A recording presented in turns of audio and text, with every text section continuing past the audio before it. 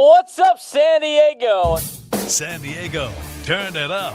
From the dugout to the sidelines, from the front office to the fan in the stands, this is where San Diego sports comes to be heard. College athletics is the gift that keeps on giving. This is why I love this stuff. He's not just talking about the game, he's driving the conversation, breaking it down, calling it out, and saying what everyone else won't. They start licking their chops, man, when they hear like, oh, look at all these guys the Padres could potentially trade. This is the voice San Diego sports trusts on San Diego's #1 sports station, 97.3 The Fan. We're your favorite show's favorite show. This is the Braden Surprenant Show. Think about the children, the family show. Now, here's Braden Soprano. What's up, San Diego? And a happy Tuesday to everybody out there in America's finest city. He's Frank Marchese. I'm Braden Soprano. This is the Braden Soprano Show, live and local each and every day from 10 to 2 on San Diego's #1 sports station, 97.3 The Fan. I was out yesterday, at the alumni golf tournament for Cathedral. I always participate in that. Give back to my school as much as I possibly can. So that was the annual tournament that I usually put together or usually am a part of. So I'll miss that day, most of the year or most years, honestly, on that. We did a pretty good job yesterday. Shot 9 under, which I thought was great. Got great shots from all the players on both of my my two foursomes. Had a great time out there at Fairbanks. Big thanks to Cathedral for putting that on, as of course the alumni board that puts that on. Fairbanks Rants for having us. It was a fun time to go out there and golf yesterday and come back home and be able to watch a Padres win. This is the first time we're talking about a Padres win from the night before in a long time, Frank. I mean, I forget what to do sometimes. They won. They won. Son of a gun. I can't believe it. I thought they were never going to do that again, right? Isn't that what everybody thought? Like they're just never going to win ever again and never play well. That was more or less it. Ever again. That's just kind of it. To be fair.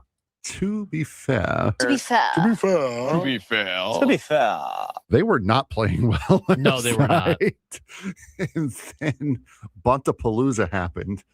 Yeah, they were not. I mean, I was going back and forth between the NBA Finals.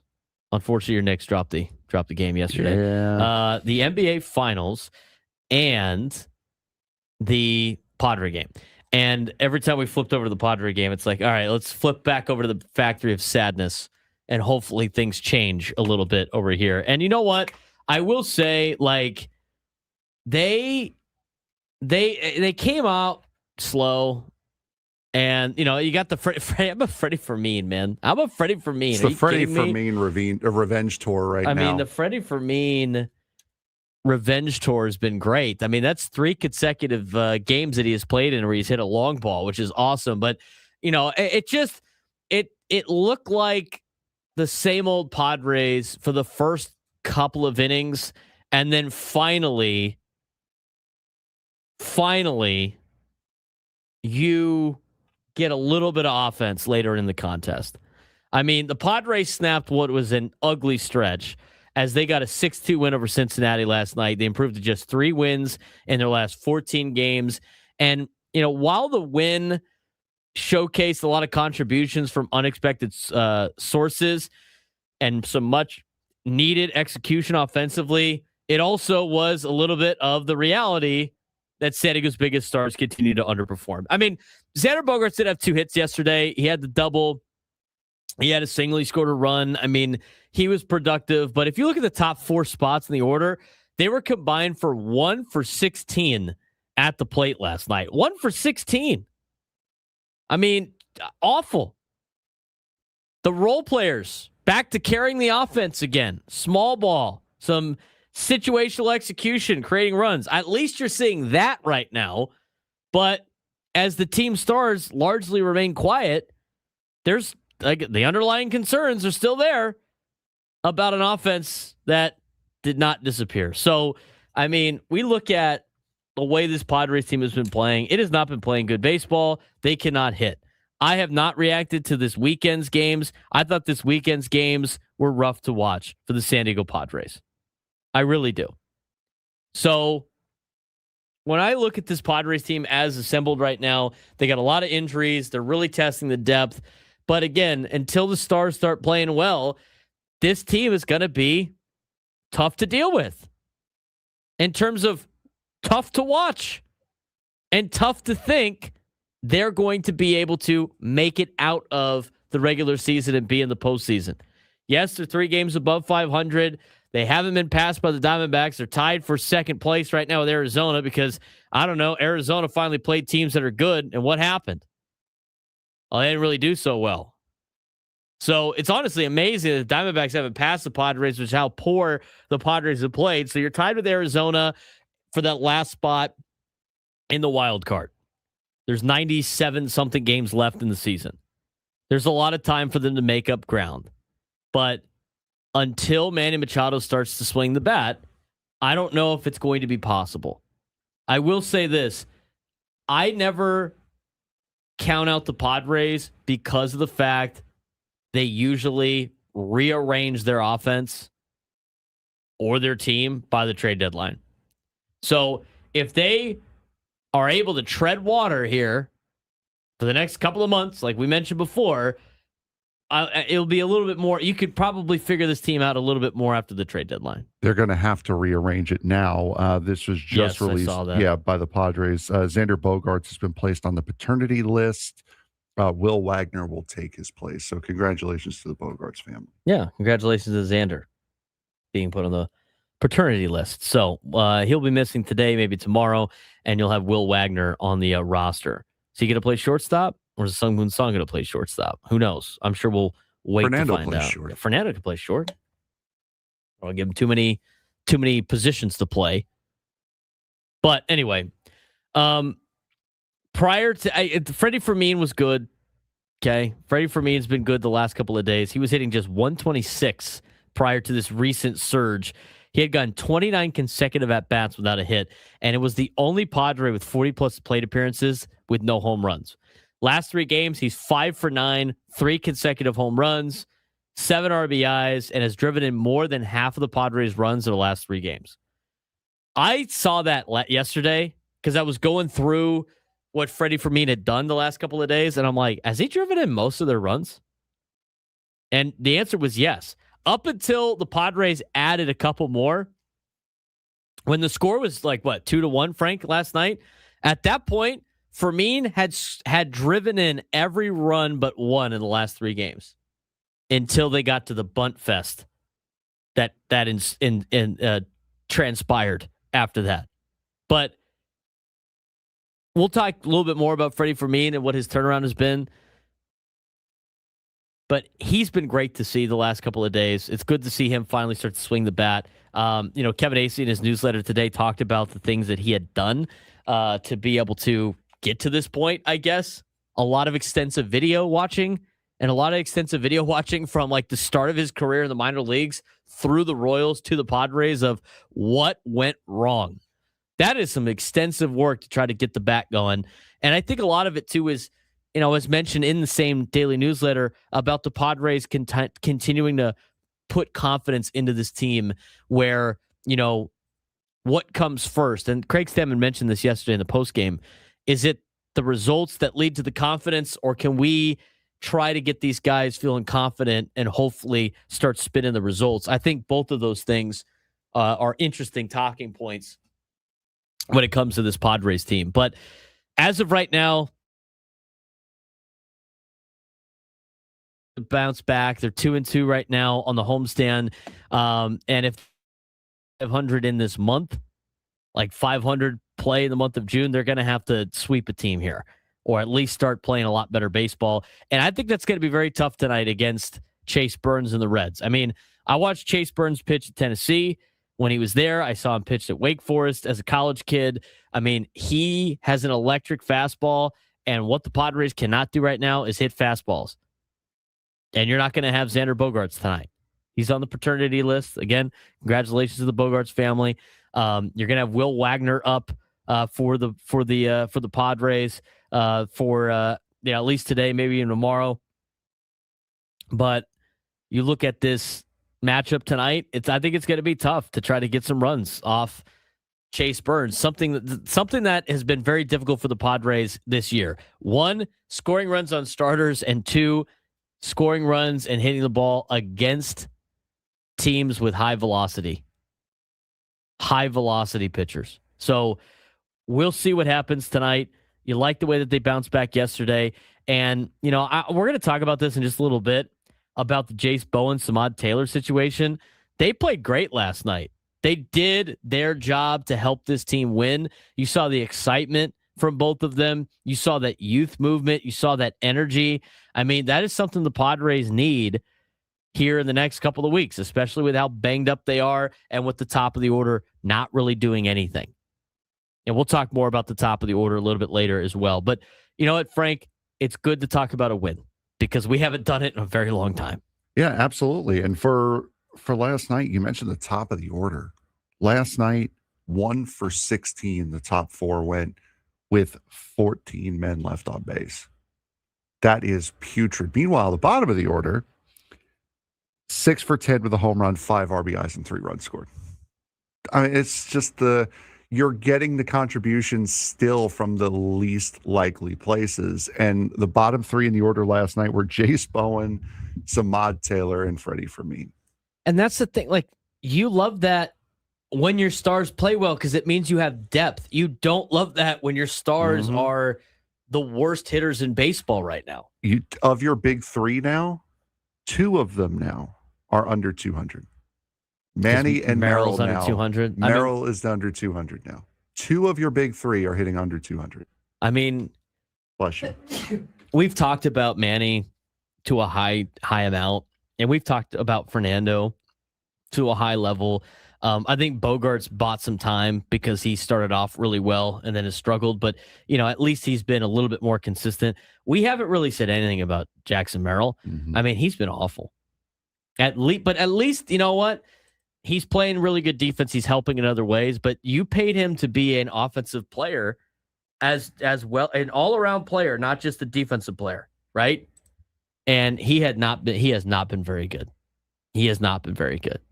So when we come back, we're going to talk more about the offense. We're going to talk more about the stars, more about Samad Taylor and Jase Bowen. Padres get a victory last night. Hopefully they could turn it into a couple more victories over the next couple of days. Braden Surprenant Show off and running. San Diego's Urban Sports Station 97 through the Fan.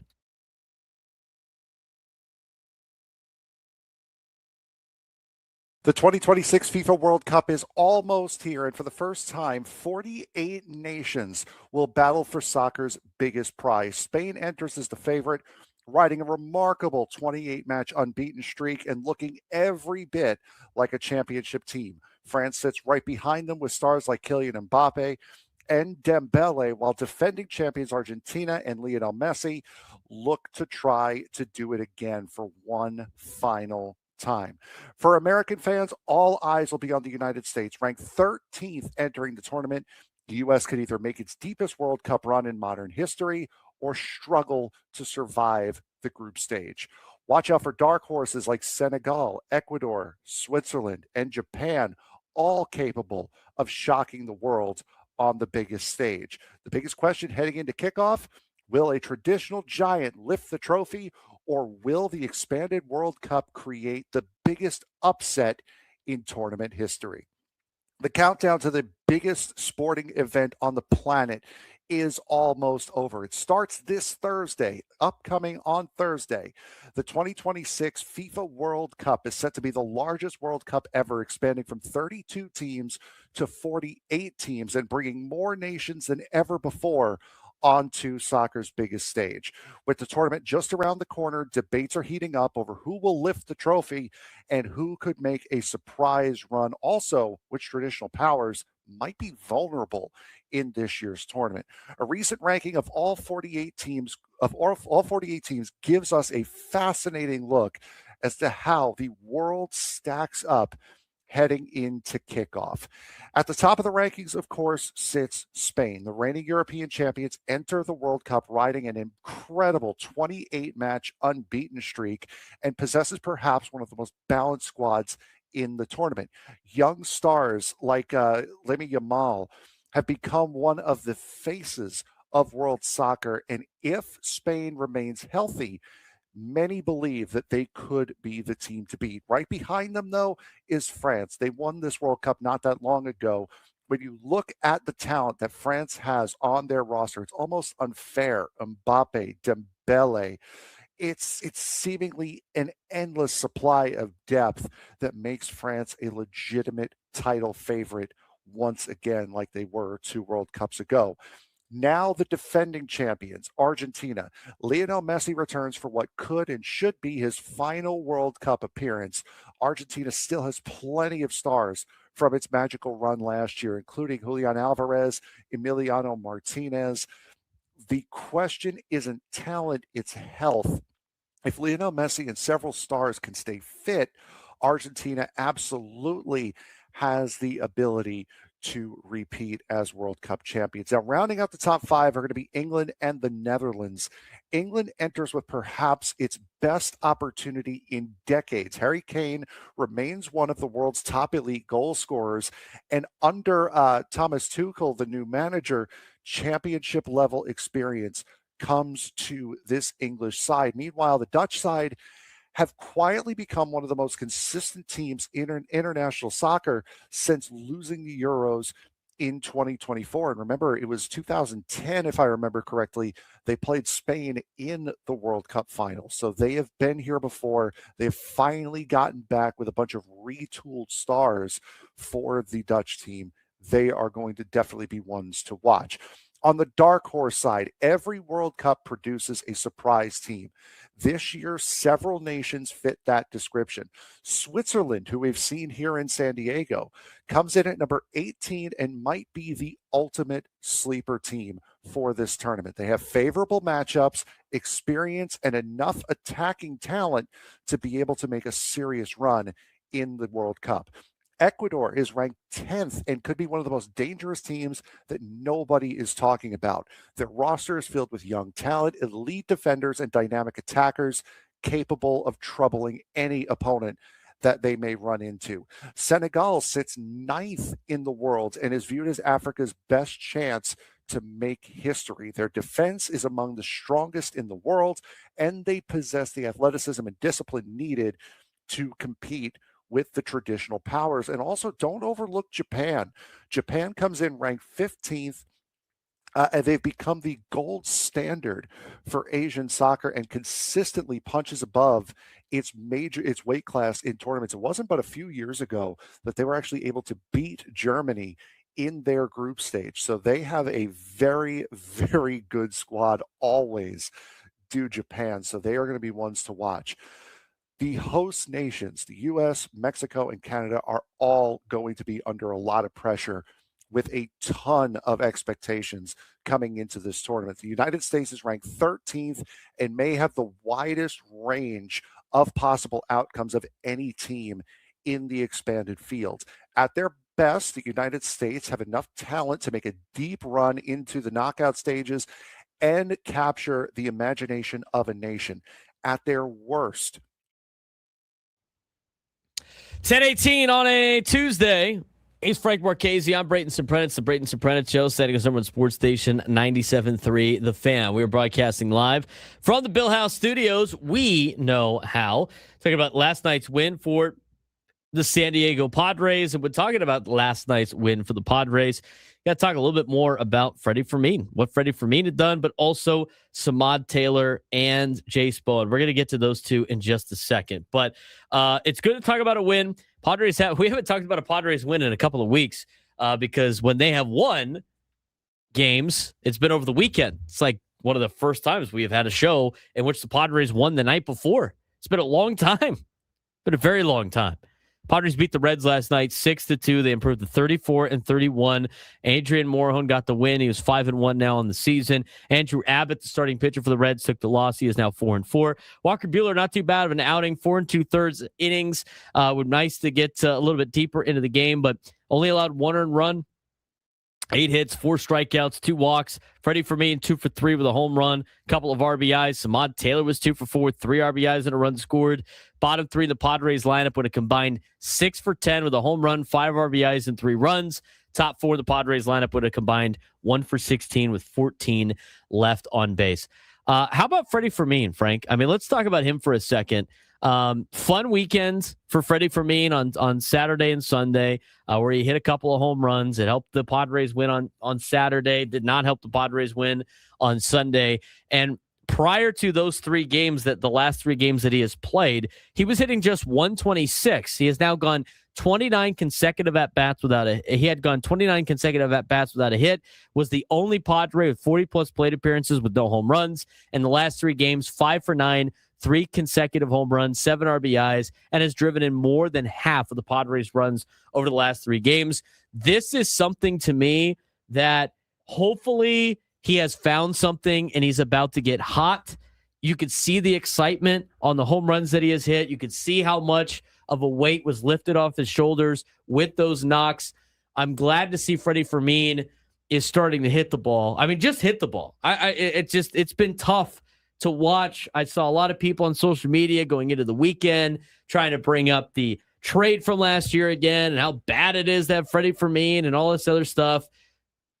I mean, he has really battled, I thought, behind the plate and taken a beating. I love that he's hitting the ball again.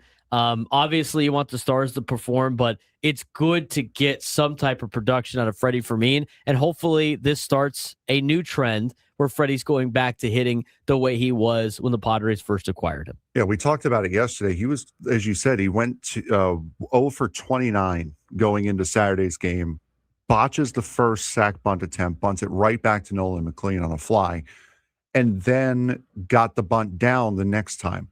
And Craig Stammen said it at post-game on Saturday night, is like, even when he got back to the dugout, he had a look on his face like, finally, I did something right. I helped on offense in some way, and then goes out and hits a game-winning home run and has hit 3 home runs in the last 3 days. So it's something as small as that can flip the switch and get the spark for a player. It could change just like that. Just as simple as properly getting a sac bunt down could be what does it for any one of these guys. And it's great to see for Freddy Fermín because he's been taking a beating here, especially lately. He's been taking it behind the plate all season long, got hit with another foul ball late in last night's game, but he's been starting to get beaten up by the fans a lot as well here recently. So to see him be able to get that weight lifted off his shoulders and finally look as though he's turning it around since that sacrifice bunt on Saturday night. I believe he's like I think 5 for 7 or something like that. He has been, or a 5 for 9. He has been rolling since that sacrifice bunt. So here's a couple of things that Freddy Fermín has done, and this is what was laid out in Kevin Acey's newsletter this morning. He had gone back, and I read this morning, and I thought it was interesting, but he had gone back in the last couple of weeks. He's doing extensive video review in which he's been watching his at-bats from dating back to him being in the minor leagues in the Royals organization. And he was compiling all this video and looking through it, trying to figure out at what point have things gone wrong. And just like watching almost every single time, like his at-bats from the minor leagues all the way until, this year as a Padre, to try to figure out what has gone wrong. On top of that, which I think that's really remarkable. I mean, this is the type of effort and grit and details that the Padres are putting in that you don't see every single day. Not only was he working on that, and who knows if that's the reason why they were able to, he's been able to hit the ball a lot better. But the other one was support for manager Craig Stammen and the organizational confidence despite his offensive struggles. And this is where the conversation turned with the Padres on success or confidence, like which one comes first. It's like the chicken and the egg, right? And when you hear what Craig Stammen had to say about it, and I think it's interesting. He goes, quote, "We just don't have many guys that are hot right now, and so when somebody gets hot, it's exciting, and we're all smiling and having fun. These guys are tight in the clubhouse, and especially when one of their brothers is kind of really, really scuffling more than he ever has in his career, it's just good to see when somebody snaps out of it and has a smile on his face and is able to do something for this team. We're talking with these guys. This is what Craig Stammen later on said. We're talking with all these guys and trying to build them up. You wonder what comes first. Does success come first and then confidence, or can confidence come first and then that leads to success? Nobody really knows the complete answer to that, but we're trying to breed that confidence in all these guys. We've had opportunities to sit down with Freddie individually, tell him he's our starting catcher, and that we believe in him. And we know this first couple of months is not who he is offensively. He's crushing on defense, and maybe that gave him some confidence. And Fermín did not disagree. I mean, through Pedro Gutierrez, who is the radio play-by-play, Spanish radio play-by-play man of the San Diego Padres, who translated this, he mentioned that Craig has been very supportive through all of this. We've had a lot of conversations. Most of all, he's been giving me the confidence knowing I can do this and I'm the catcher of this team. I think that goes a long way, Frank. And for, maybe some people don't think it's that important. Confidence is everything when it comes to playing this game. And this game is a very difficult game to play. It's a game on failure, built on failure. And as the famous quote is, it will bring you to your knees. I mean, sometimes you need that support so you don't press even more, going like, I got to get a hit or I'm going to get cut, which is probably not the case, but I'm going to get a hit or I'm going to lose my job. I mean, these are added pressures that players put on themselves. It's good to get some of that reassurance from the organization on top of the fact that the hard work is starting to pay off for a guy like Freddy Fermín. You just think about it in life in general. If you got a bunch of stuff piling on top of you, it's good to hear from someone that one of those things you're worried about is something that you shouldn't be worried about. That is a weight lifted off your shoulders. It's one less thing you have to think about. And that's what it sounds like Craig Stammen and the coaching staff have been trying to do with Fermín, just all the stuff that he's thinking. Because I mean, we've all done it. Something bad happens, and then thoughts spiral, and it creates all of these branch off, knock on effects that you think could potentially happen.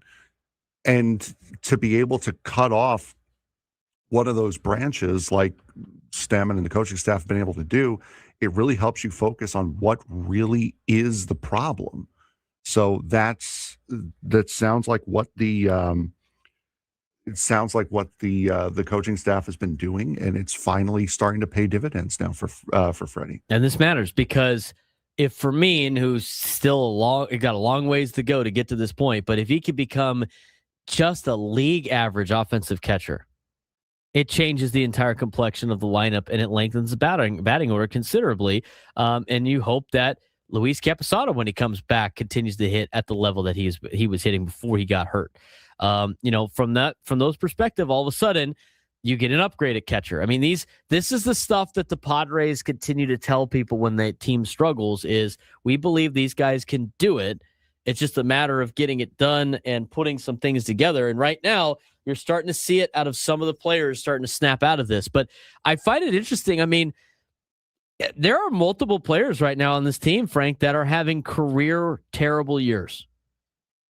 And you know what? They're grinding it out together and they're going through this together. It's not just one of them or two of them, which I think would be a lot better in the standings, but they are all going through this at the exact same time. And so they can relate. And I think there's some truth to going through this together makes it a little bit easier, I think, from the mental perspective. And we'll see if it brings the team together a little bit, even more than it already is, and see if they can start catching the hitting is contagious bug, because you started to see Fernando hit the ball a little bit more. Fermín starting to hit the ball a little bit more, and now they need to get some of their stars to hit. And we're going to talk about them in just a little bit. But Jase Bowen, Samad Taylor, they were a huge impact in last night's win. An absolutely huge impact in last night's win. It wasn't because they were hitting home runs. It wasn't because, they were just, electric at the plate and just the young superstar talent coming up from the minor leagues.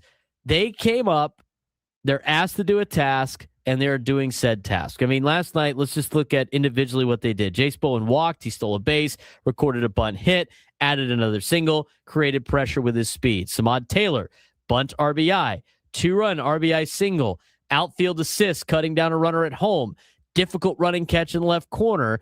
Together, they provided exactly what A.J. Preller envisioned and exactly what Craig Stammen said when they got pulled up.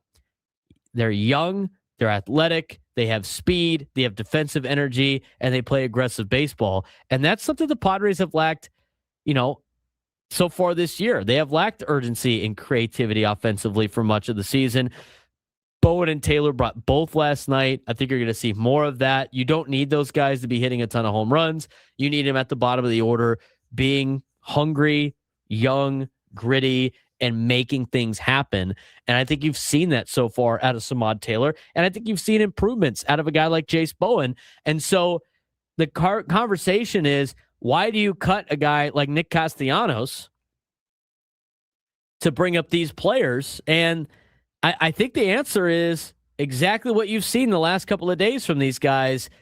Speed, athleticism, making plays on defense, all three things that Nick Castellanos cannot do. And you know what? The hitting, I think, will eventually come around, but they made things happen last night. They forced the conversation, dropping down the bunts, creating havoc on the base pass. I mean, sometimes you need that, and Jase Bowen and Samad Taylor delivered that last night. Yeah, without a doubt. And Samad Taylor has been incredible over these last couple of days. He's made plays defensively, and now he's helping offensively too. He's got speed.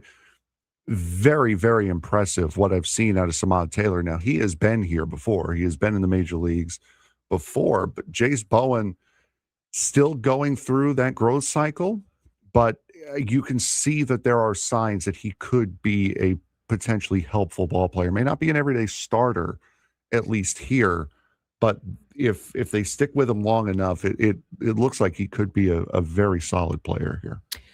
Yeah, and you know what? Jase Bowen has an ability to hit the ball over the fence. They saw it in El Paso. So I anytime you make a move, you have to you don't have to justify it, but you want to figure out why they made said move. And right now, I think Samad Taylor and Jase Bowen are showing you why the Padres made the move that they made. I mean, Nick Castellanos was a player that cannot run, isn't very good in the field, doesn't walk, doesn't steal bases. I mean, he literally was on the team to hit, and he wasn't really doing that. So if that's the case, you really don't have a place for him. And all things considered, if Samad Taylor and Jase Bowen aren't like big-time hitters, but they do all those other things, it's still an upgrade over what you were getting out of Nick Castellanos. And Nick Castellanos won you a couple of games this year, but I look at the way that Samad Taylor and Jase Bowen have been playing. They're not something to write home about. It's not superstar level play, but they're doing the job they need to do, and the Padres need it at the bottom of the order, and the bottom of the order carried the team last night. They carried the team last night. Yeah, 6 for 10. Top of the order, well, more of the same. They did not carry the team last night. They were a detriment to the team last night, and the stars have not been starring to, well, we've talked about this a lot, but we're going to talk a little bit more about it when we come back, as the Padres did not get what they needed out of guys like Jackson Merrill or Fernando Tatis Jr. or Manny Machado, who has an MLB worst batting average. We'll talk about that next. Braden Surprenant Show, Standing Conservative Sports Station 97 through the Fan.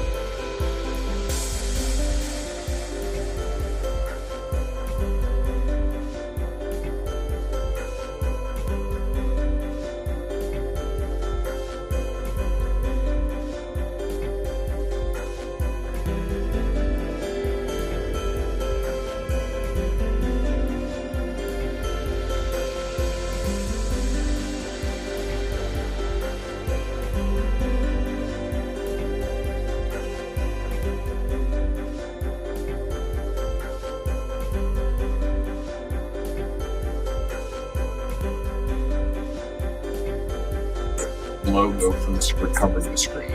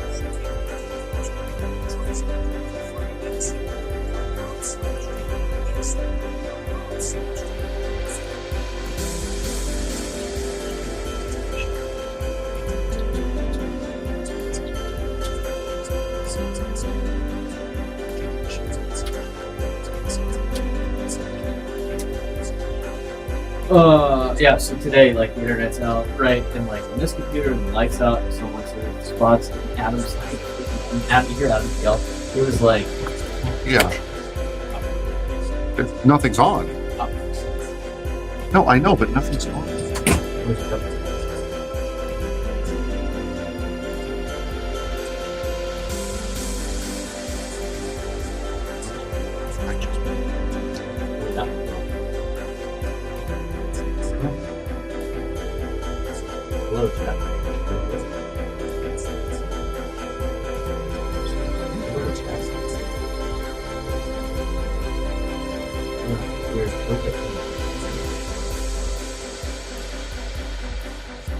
Could an off-spot speaker be selected on there?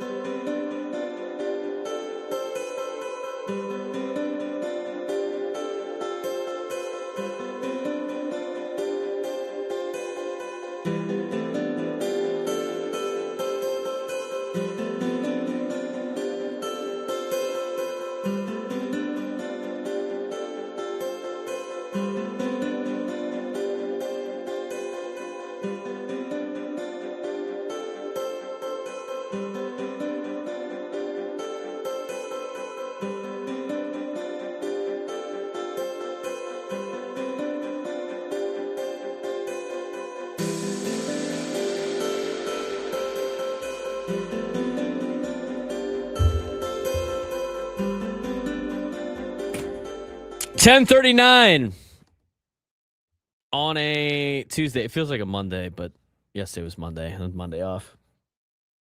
He's Frank Marchese. I'm Braden Soprano. It's the Braden Soprano Show. Saturday's number one sports station, 97.3 The Fan. We appreciate you guys being with us today. Talking to Padres baseball. Talking about a Padres win. Gotta love that, huh? Gotta love the Padres win. I did the maths. I looked at the schedule. You did math? I did the maths. Uh-oh. This is the first time that we have been on the day after a Padre win. Oh, you went back. Since they beat the Dodgers on May 19th. Wow. They've won games since then, obviously, but they've been Friday or Saturday games. This is the first time we've been on the day after a win since May 19th. What day is it today? Almost a calendar month. It's June 9th. Oh, my Lord. Oh, my Lord. Well, you know what? It's going to be like that sometimes. It do be like that sometimes. Oh, this stupid thing. It flipped. What happened? Oh, no. Just deal with the mirror. Just deal with the mirror for a second. Just deal with it. The mirrored video. I'm so done with this already. I'm so done today already. That's why it also feels like a Monday. This is stuff that happens on Mondays. It's mirrored on your side, but it's not mirrored on. Oh, I give up. You okay? You got to be able to get. Is it just on your computer? Because I look. No, you're fine. You haven't had an issue. All right. What mirror? You seem normal. Okay. Somebody relaxed the casings over So here. I'm mirrored on the laptop that's producing the sound. Like my picture's mirrored, like it's flipped backwards from the way it's supposed to be. But apparently everywhere else, it's normal. Augie, that's why I'm so uptight today. Scraby is a tough negotiator. Did you Excuse me? What's going on? Did you hear the controversy from yesterday? Okay, so I was curious. So again, Augie in the YouTube chat for people driving around. Yes, free Lucky. What happened? So Scraby was almost late coming to the show yesterday because as he was getting out of the shower, that's not great to fill in for somebody and then not be here on time. As he was getting out of the shower, he realized that his dog Lucky allegedly ripped up a bag of potting soil and was flinging the potting soil all over the yard. Oh, no. I say allegedly because Scraby has shown no proof that it was Lucky other than him saying he saw him do it. But our claim on the defense is you have no idea what that bag was doing before you saw what was happening. He may have been saving the family. Excuse me? Exactly. So we looked it up on, if you look at the noon hour yesterday, we went on to Kong Dog Toys, their website, and we started to pick out some reparations for all of the slander that Scraby was giving my client on the radio yesterday. And I'll tell you what, the negotiations continued long after the show ended. Scraby is a rough negotiator. Rough, get it? Foul. I didn't even do that on purpose. He draws the foul. So that's why I'm a little stressed today. I got little sleep because Scraby is one surly negotiator. Or maybe you're not a good negotiator. Listen, I was trying to get Lucky like the big $100 toy, and Scraby just wasn't having it. Okay, so let me get this straight before we talk more about the stars not starring in this team. So Scraby is almost late to work yesterday. Yes. Filling in for our show. Mm-hmm. And he blames his dog. Like he pulls the whole my dog ate my homework kind of deal. He had to clean off his dog to an acceptable level, apparently. Because he was covered in soil. Because he was covered in potting soil. Because he ripped up a bag of potting soil. Yes. Okay. And so you, being the animal lover that you are, said no dice. Lucky didn't do it. Lucky didn't do it. No. The potting soil ripped itself open. Or, you know what? Maybe Scraby was running late and as an alibi ripped open a bag of potting soil. He also said, then sprayed it on Lucky. And then therefore he could have physical evidence if necessary to say that this actually happened. He also wasn't at fault for being late. He also said that he was going to post a video of it last night, which he didn't do. Interesting. So, yeah. Who's making the final decision on this? Oh, no, it's settled. Lucky's getting his toy and should be good to go. Okay. We settled on a duck. Sounds like Scraby needs to take Lucky on more walks. To be fair to poor little Lucky, okay, he's not used to Scraby having to go to work at 9:30 in the morning. That's usually a later thing. So Lucky was a little confused. Gotcha. He didn't do it though. We know that for a fact. Yeah, he did not do it. Juan Ruiz is calling Scraby a liar and a traitor. Hey, to man's best friend. Kind of lousy on his part. Anyway. All right, moving on. Let's talk about this offense, or should I say lack thereof. All right, so we talked about the good parts, right? Samad Taylor and Jase Bowen, Freddy Fermín. I do want to add, last night, this is why it's good to bunt every once in a while, because how much of a circus were the Reds yesterday trying to field a bunt? I thought Terry Francona was going to take a bat to the entire... to the dugout where the bat rack was, the batting helmet cubbies. I thought he was going to destroy the visiting dugout yesterday as he watched his team fail to field a bunt 3 times in a row. I said it on Twitter last night. I said, hey, Padres have unlocked their new offensive strategy, and the Reds unlocked 4 hours of bunt defense practice tomorrow. They were pathetic. It was so bad. I thought I was watching UC Irvine play a Big West game last night with the amount of bunts. It's a time and a place. And right now, we talked about it last week. Like, why didn't you just drop that a bunt to get a run in on a squeeze play in Philadelphia? You know what? I'm glad the Padres decided to do that last night, kind of create some havoc. Sometimes you have to do that if you're not hitting the ball well. And I thought Jase Bowen and Samad Taylor did a great job with that. They contributed in a big way and were that youthful spark that I think you were looking for. And I think you could get that out of players not necessarily needing a, Fernando type player, Jackson Merrill type player coming up to be like highly talked about prospect. I mean, sometimes just getting guys that are hungry, that are youthful to go out there and just play hard at a high level is going to give you that juice that you need. And hopefully that leads to other players doing well. Right now, the biggest storyline remains the big three. And really the big four. I mean, like Xander Bogaerts, he's been rough the last couple of weeks, last month and a half, if you will. He started off to a good start to the year. He had a couple of hits last night, so we're not going to talk about him. But Fernando, Jackson, and Manny didn't hit, and they must hit, period. I mean, no one inside the organization believes the current formula is sustainable if those three continue to underperform. And the Padres so far have survived because their pitching is largely held together. The role players have occasionally stepped up, but championship caliber teams are driven by stars. And the Padres stars are not doing any of that. And the supporting cast can only carry the load for so long. And right now, these last couple of weeks, you've seen where they start to get exposed and they start to drop games and you start playing better teams. But I mean, the Manny Machado thing, and this, I didn't have time to talk about this, obviously, because I wasn't here yesterday. Did you guys talk about his whole thing with fielding independent pitching and yes, his we did. complaints We played the audio yesterday. Okay. What was your overall takeaway before I give mine?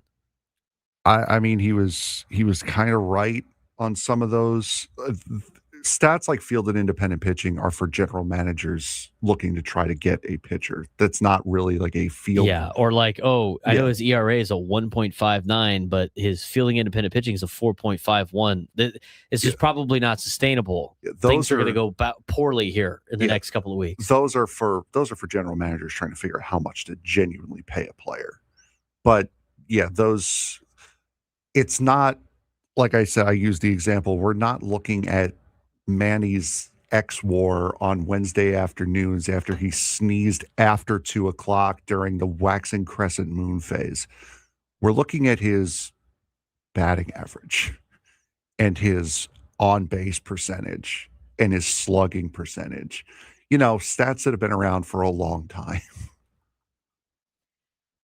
My takeaway from that entire thing, because it's like 7 minutes, about him bitching about analytics.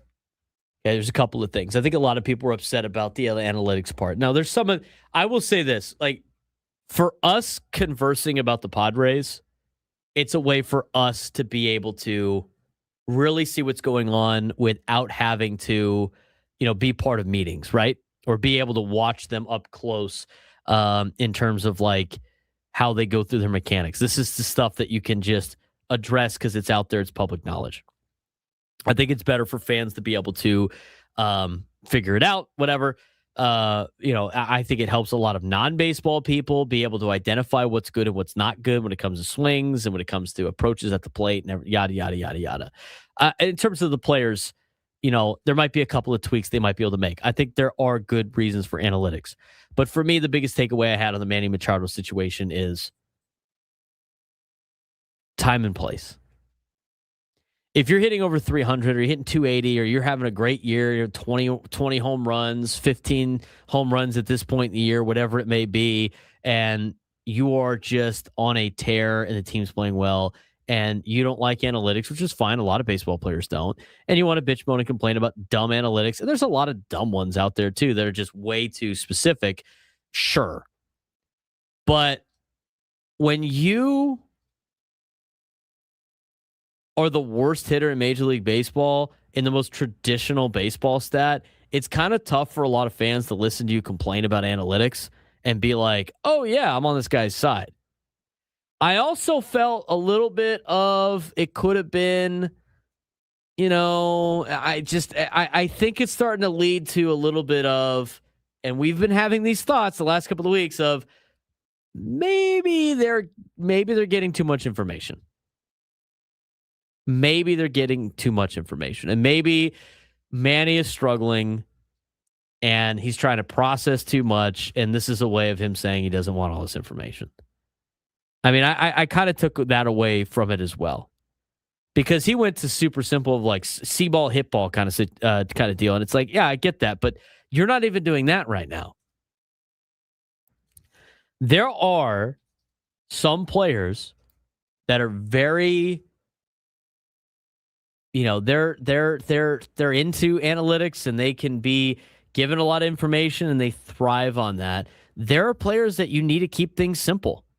And that's not like anything in terms of whether or not a player is intelligent or not, but every player is different in terms of how you coach said player, how you relay them information that you want.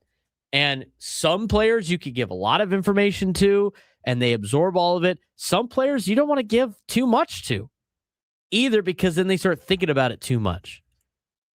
So when I heard that whole thing, I think Manny's right on a handful of those arguments. But at the same time, I don't think it's the right time to be bringing that up when you're not good in the traditional stats. I mean, he's not good in any of those. So look, again, he's probably he's frustrated. Obviously, he's not hitting. Maybe he's getting too much information. Kind of sounded like a little bit of a slight towards the hitting coach, a little bit. I'm sure they're all fine, but he's frustrated, and you could tell he's frustrated. But to me, my biggest takeaway was time and place. Maybe they're giving him too much information. Yeah, that could very, very easily be it. And for Manny, he mentioned when he was coming up, it was guys throwing like 93, 94, 95. And now there are guys that are out there throwing 105 on a regular basis. Look at Jacob Mizorowski. So that timing is also something that he's trying to get used to as he's getting older, when normally that timing starts to slip a little bit. So there's a lot of things that he is working through right now. And it's just, I'm sure it's a lot on him. And I'd probably leave Manny alone a little bit if I were Steven Souza Jr. Just go out, get back to basics, do what you have to do. I mean, at this point, he's just working hitting a fastball because those numbers are just like plummeting. I know they're getting creative and they're getting tricky of like, oh, we should attack here, there, that, whatever. I mean, most of this team can't hit fastballs, which is a problem because when you get to the big leagues, you should be some of the best fastball hitters in all of Major League Baseball. I mean, in the world. Yeah, the best fastball hitters are in Major League Baseball. That's what got them there.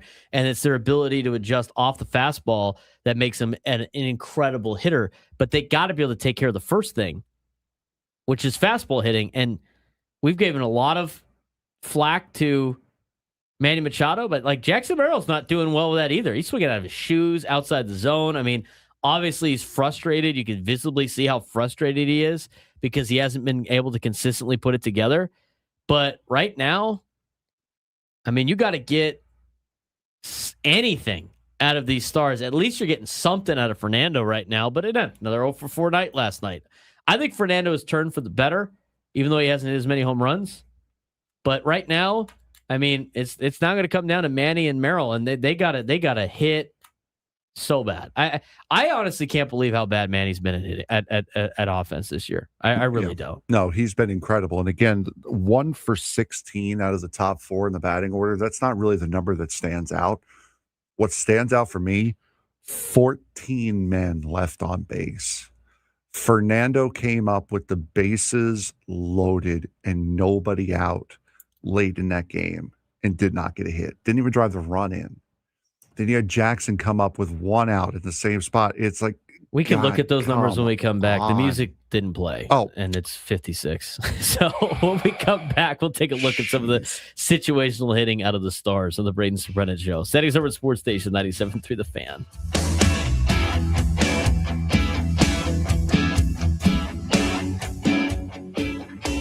Hey, it's Ben and Woods. We love San Diego, and this isn't just a sleepy tourist destination anymore. We are a baseball town, and that means year-round baseball talk. Every weekday morning, join us from 6 to 10 a.m. on San Diego's #1 sports station, 97.3 The Fan. This is Ben Higgins, and I'm with Jeff Jr., founder of Trajan Wealth. Jeff, why should people care how their financial advisor is paid? Most people don't, and that's a problem.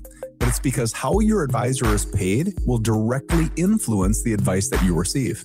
How so? Well, most financial advisors are brokers, and brokers can sell one investment over a better one just because it pays a higher commission. Fiduciary advisors are required to act in the client's best interest.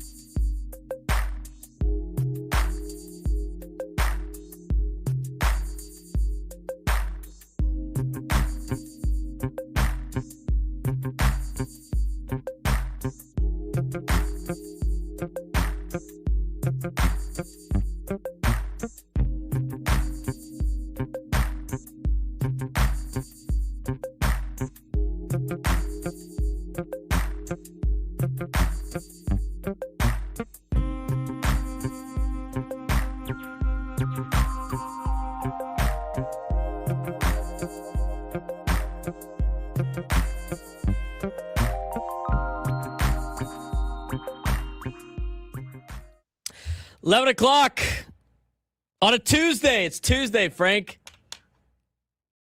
It's a new hour. We start, flush it. We got to flush the last game. It's a new hour, new hope, new ways to screw up. I mean, do the job the way we're supposed to. That's right. Absolutely. So right now, I did this over the weekend and make the announcement, and some of the viewers or listeners have already been able to cash in on this, but we have now officially set up our merch page. So you can finally buy Braden Surprenant Show merch online. We have the link in the description below on YouTube. If you haven't done so already, you can Google search us. We're on Shopify if you want. Braden Surprenant Show. And then on your YouTube video right now, on the Braden Surprenant Show page, you can actually click on the link in the bottom left corner of your screen, and it should bring you to our page where we have a couple of shirts on there. If you want to support the show, we have more coming. So some of these are some misprints, so we're trying to get rid of them as much as we can. But don't I will say this.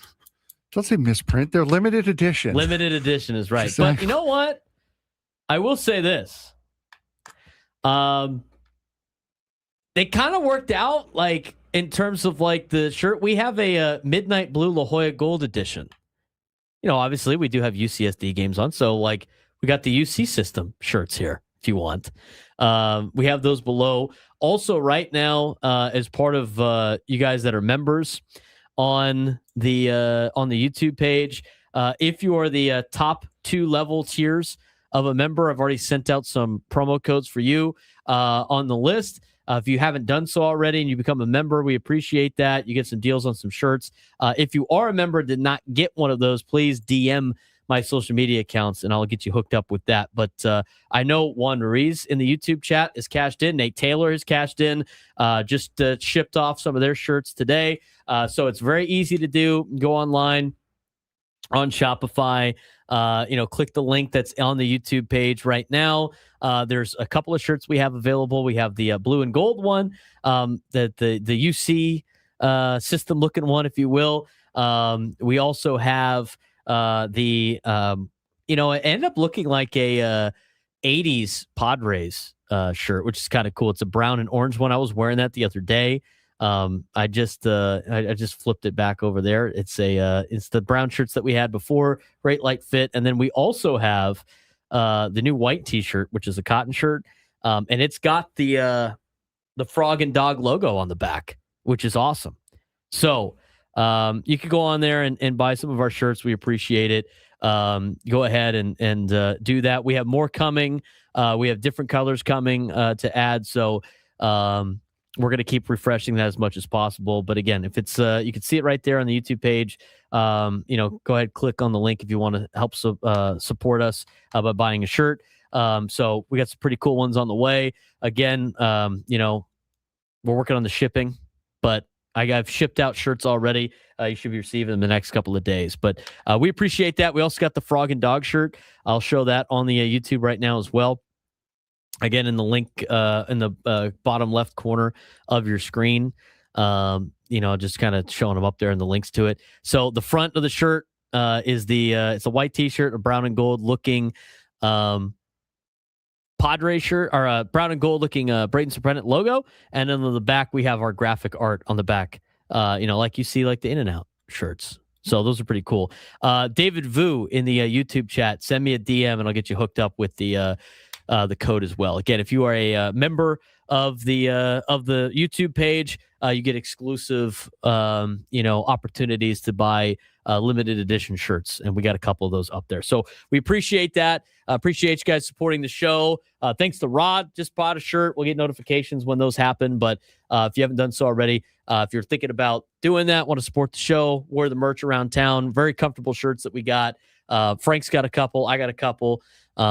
We have the link in the bio below, and also we will have them flash on the YouTube screen throughout the show. So wanted to get that going, but it's good. We got some merch. I like, we might have to, we'll add new ones there and have some limited edition shirts. We got to come up with some windsock shirts, anti-windsock shirts, Frank.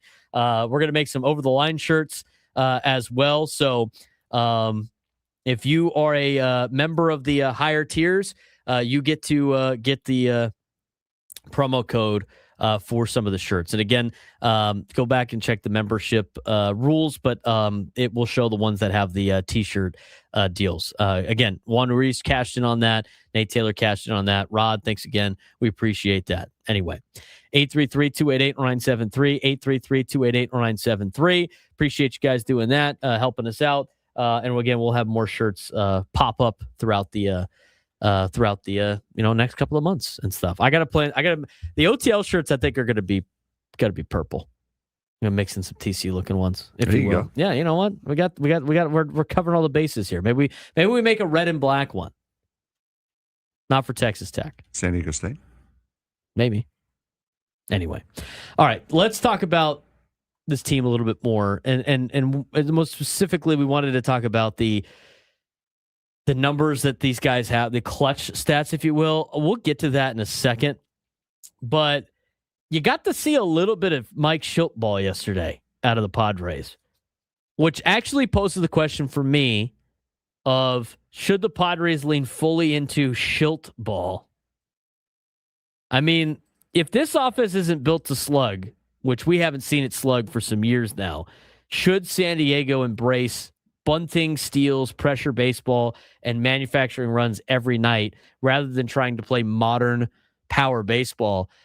My take on this is, if the Stars aren't going to play at a high level, then Frank, you got to find different ways to win baseball games and not be one-dimensional. I'm glad they finally did it last night. I'm not the biggest advocate for bunting. I don't want to see the top of the order bunt.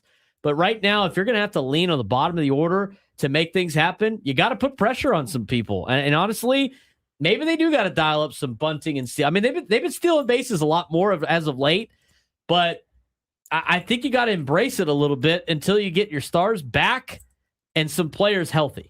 Let's be brutally honest here for a second. I love to be brutally honest. How much is it going to really hurt if we saw Fernando and Manny and Jackson start bunting a little bit?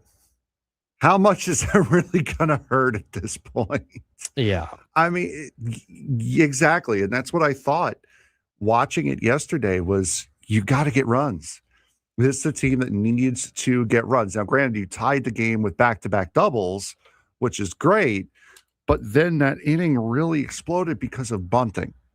And so I don't mind it. Honestly, it's like you said, time and place, and it worked last night. And the more and more you saw it happen, the more and more I'm like, you know what, Fernando, go bunt. I don't care. Just go. Jase Bowen's got some speed. Bunt. Just keep this going on down the line. And another thing just popped into my head. Speaking of Xander, with that big double that he had last night to really get the rally going, wait for him to come back. Because as we have found out, new dad power is very, very real. New dad power is a real thing. So I would not be surprised if we saw a little bit of extra pop in the first couple of days that Xander comes back. Yeah, maybe that's the case. Hopefully that is the case for the Padres. But I mean, I feel like, I know nobody wants to talk about how they're, waiting for the Stars to be able to do some good things, but I really can't believe how bad Manny's been. I honestly can't. I mean, but his inability to hit a fastball right now at a high level is a little concerning due to the fact that he's 33, right? Like, and it wasn't supposed to be this fast of a decline. I know that happens every once in a while, but I wonder if it's just because like fastballs continue to get hotter and hotter out of these guys' hands, and almost everybody you're facing is throwing exceptionally high fastballs. And the other thing too, it's, a lot of Stars aren't doing that particularly great around Major League Baseball. Some of them are, obviously, but I mean, if Manny Machado just plays mediocre baseball, this offense is like drastically better than what it currently is. I mean, I don't think anybody thought that Manny Machado was going to be the worst offensive player in Major League Baseball going into the season. No shot. No shot. I honestly couldn't pick anybody in the Padres to be that player. At the beginning of the season, if I told you, oh, yeah, there's going to be one Padre that's going to have the worst average in all of Major League Baseball, I bet you people would say Luis Camposano. I think that's what probably fans would have said if we're talking about spring. Nobody would have said Manny Machado.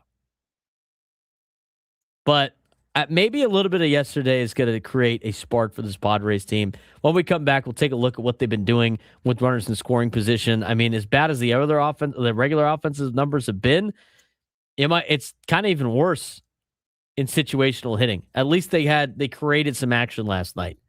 Braden Surprenant Show, San Diego Sports Station 97 through the Fan.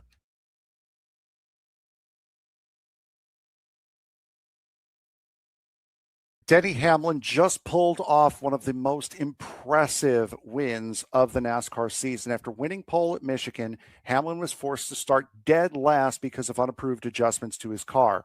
Most drivers would be fighting just to finish in the top 10. Instead, Hamlin drove all the way through the field, took the lead late, and won by more than 11 seconds. The victory was his 63rd career Cup Series victory, tying him with the late Kyle Busch for 9th on NASCAR's all-time wins list. After the race, Hamlin honored Busch by carrying a tribute flag during his victory celebration, creating one of the most emotional moments of the season. The win also tightened the championship race dramatically as Tyler Reddick suffered his first DNF of the season, cutting his points lead to Denny Hamlin from 97 points to just 51. With 11 races left before the playoffs, the championship fight is officially on, and if Hamlin keeps driving like this, the rest of the NASCAR garage should be very, very concerned. Denny Hamlin charged from last to first for the second week in a row. The biggest story of the weekend came from Michigan International Speedway, where veteran Denny Hamlin delivered one of the most impressive performances of the season. After winning pole, Hamlin was forced to start from the rear of the field due to an unapproved adjustment made to his car after qualifying. Early on, it appeared as though the task might be a bit too much, as he spent most of the opening stage mired in traffic. But through small adjustments and elite long-run speed, Hamlin steadily worked his way through the field. By the final stage, no one could match what the number 11 Toyota team was doing. Hamlin led the final 39 laps and cruised to his third victory of the season, winning by more than 11 seconds. The triumph marked his 63rd victory of his NASCAR Cup Series career, tying him with the late Kyle Busch for 9th on the all-time wins list, a record that Kyle said earlier this season Denny Hamlin would most likely eclipse during this season. The victory carried extra emotion as Hamlin celebrated with a Kyle Busch tribute flag, very much like what Jeff Gordon did at Phoenix in 2008 with a Dale Earnhardt flag after he won the race there, honoring his former teammate following Busch's passing just a few weeks ago. Michigan had a lot of playoff and championship implications this season. Michigan also brought major movement in the championship standings. Championship leader Tyler Reddick suffered his first DNF, did not finish, of the season after being collected in a multi-car accident, while Hamlin capitalized with the victory. Hamlin was also involved in that wreck. He just did not get any damage to his car. As a result, Hamlin cut Reddick's championship lead from 79 points to 51 with just 11 races remaining before the playoffs. That's still a full race plus coverage for Tyler Reddick, but he went into that race with 2 races plus worth of coverage. Now it's just 1, and that means a heck of a lot. The playoff bubble is also tightening dramatically as only 26 points separate Shane Van Gisbergen in 14th place from Joey Logano, who is in 17th, making every point critical moving forward. Coming out of this race, it was a race of attrition, and you saw it early. 11 caution flags. This was the most that the track has ever seen in one race. A 20-minute red flag after a very, very hard impact by Christopher Bell and Chase Elliott with about 50 laps to go that actually broke the safer barrier. So the red flag was to repair the damage to that barrier, pull the steel part of the wall out and replace the styrofoam blocks behind the wall, stuff you will see coming up in San Diego in a couple of weeks. Multiple multi-car crashes all throughout. Major incidents involving Chase Elliott and Christopher Bell, as I mentioned before, battling for second. That's the one that broke the wall. In the end, patience and experience proved to be just as important as speed. For the Craftsman Truck Series with the O'Reilly Auto Parts Series off this week, the Craftsman Truck Series, Corey Heim continued his dominant 2026 season with a dramatic victory in the Truck Series at Michigan. The reigning series champion held off teammate Caden Honeycutt in a thrilling last-lap battle, winning by just 65 hundredths of a second. So very, very close finish. The victory was Heim's 26th career win in the Craftsman Truck Series, and added yet another track to his growing list of successes. Heim has now won at 22 different racetracks in the Craftsman Truck Series, something that only Ron Hornaday Jr. can say in the series. This win comes just 1 week after Corey Heim announced that he will join the Cup Series in 2311, racing full-time for them next season. So this performance served as just yet another reminder of how 11:18. Broadcasting live at the Bailout Studios. We know how. All of our guests join us on the SDCCU fan hotline. It's not Big Bank Banking. It's better. He's Frank Marchese. I'm Braden Surprenant. This is the Braden Surprenant Show. Standing as number one sports station, 97.3 The Fan. All right.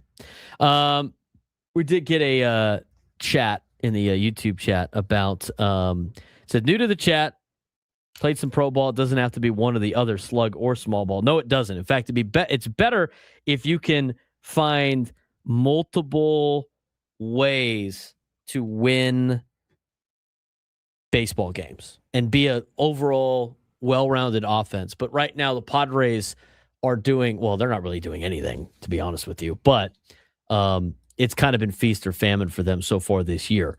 When we look at the numbers, and again, I mean, let's pull up just this year in particular. I mean, we want to talk about runners in scoring position. We want to talk about clutch stats. We want to talk about situational hitting.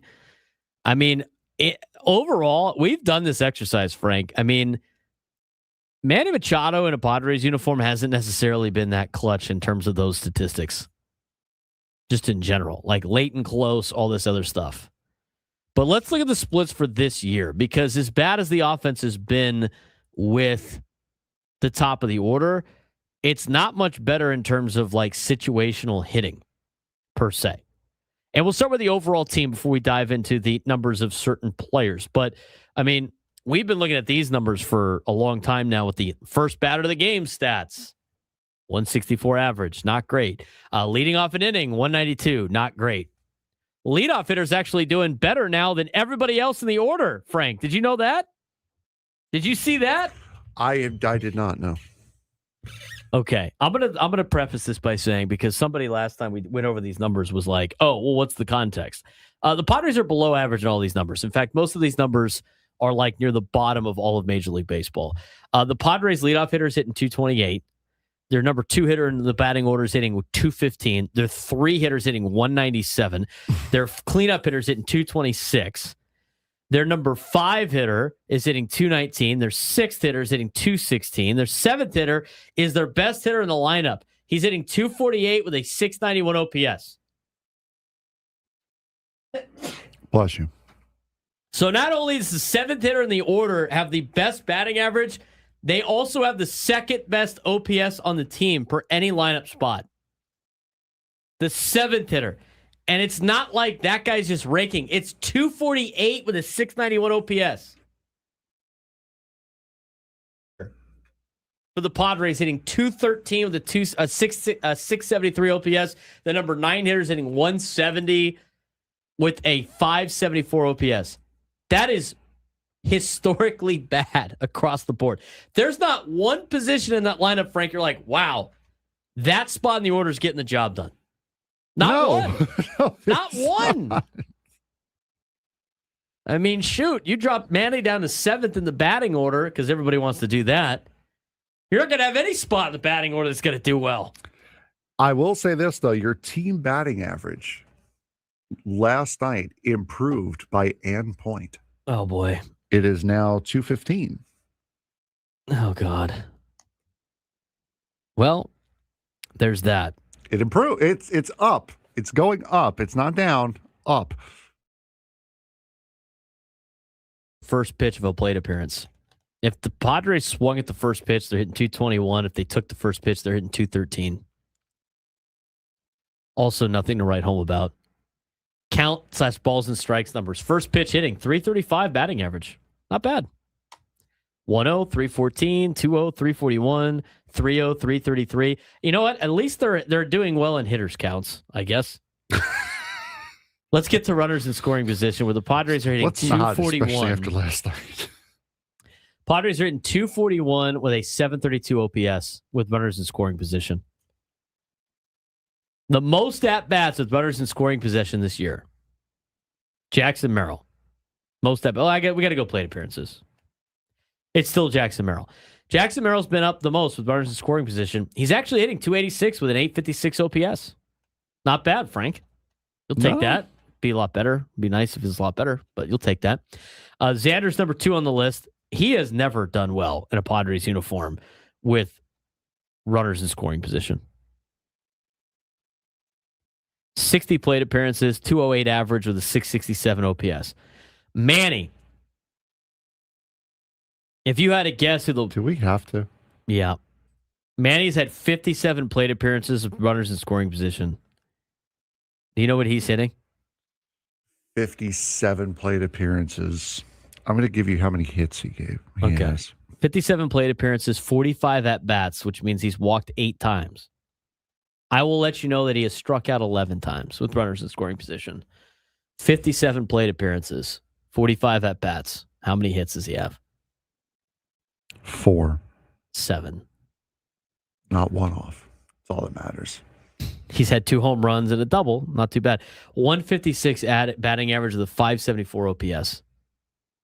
I mean, just not good. Fernando's hitting 324 with runners in scoring position, 720 OPS. Not bad. Miguel Andujar hitting 256. Ramón Laureano, who's going to be missing some time, which we'll talk about later, is hitting 243. Gavin Sheets hitting 364 with a 1266 OPS. We'll take that.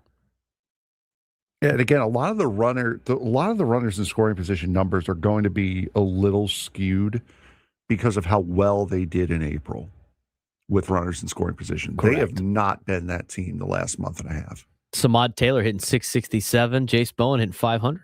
Attaboy. Bryce Johnson, Sungmoon Song both hitting 111. Not really good. I mean, you can start looking at some of these. Like men on, runners on third, right? Runner on second. You could do on first, less than 2 outs. On third, less than 2 outs. On third with 2 outs. I mean, you could have like the 2 out with guys on base too. I mean, all the numbers across the board are not very good. You want to hear about clutch stats? 2 outs and runners in scoring position. The Padres are hitting 235. It's not, terrible.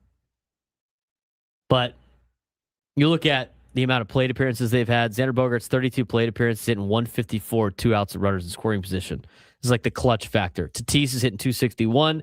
Jackson's hitting 263. Manny's hitting 267. So not too bad across the board like that. In terms of hitting with in a tie game, Padres in a tie game are hitting 204 as a team. I don't know how much you can really get on the Padres about that. I mean, just being tied throughout the game. I mean, that's scoreless games too, right? So I don't really view that as like an important stat. They have their hitting when they're ahead, hitting when they're behind, high leverage, medium leverage, low leverage. I mean, and you could do it by inning too. The Padres, do you know what they're hitting in the first inning? 084. 156. Hey, maybe a lot better than people think. They're hitting 156 in the first inning with a 513 OPS. They hit 190 in the second inning, 217 in the third inning, 239 in the fourth. That's kind of like the second time you'll see the starting pitcher. 218 in the fifth, 194 in the sixth, 229 in the seventh, 244 in the eighth, 238 in the ninth. They've done well in extra innings, although they've only had 9 at-bats in extra innings.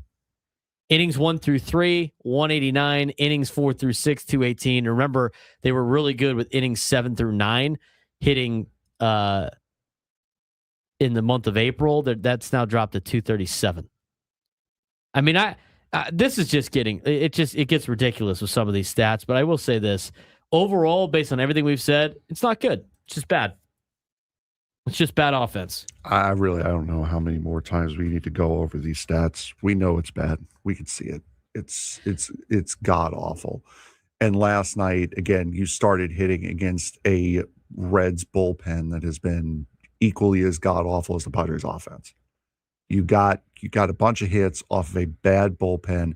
Andrew Abbott had shut you down the entirety of that game, and he's going to get hung with a loss because he happened to give up the tying run, and Gavin Sheets scored on a squeeze play. I just here's my thing. Like last night, I thought the bunts were great because it created havoc, and you needed to find something. Mm-hmm.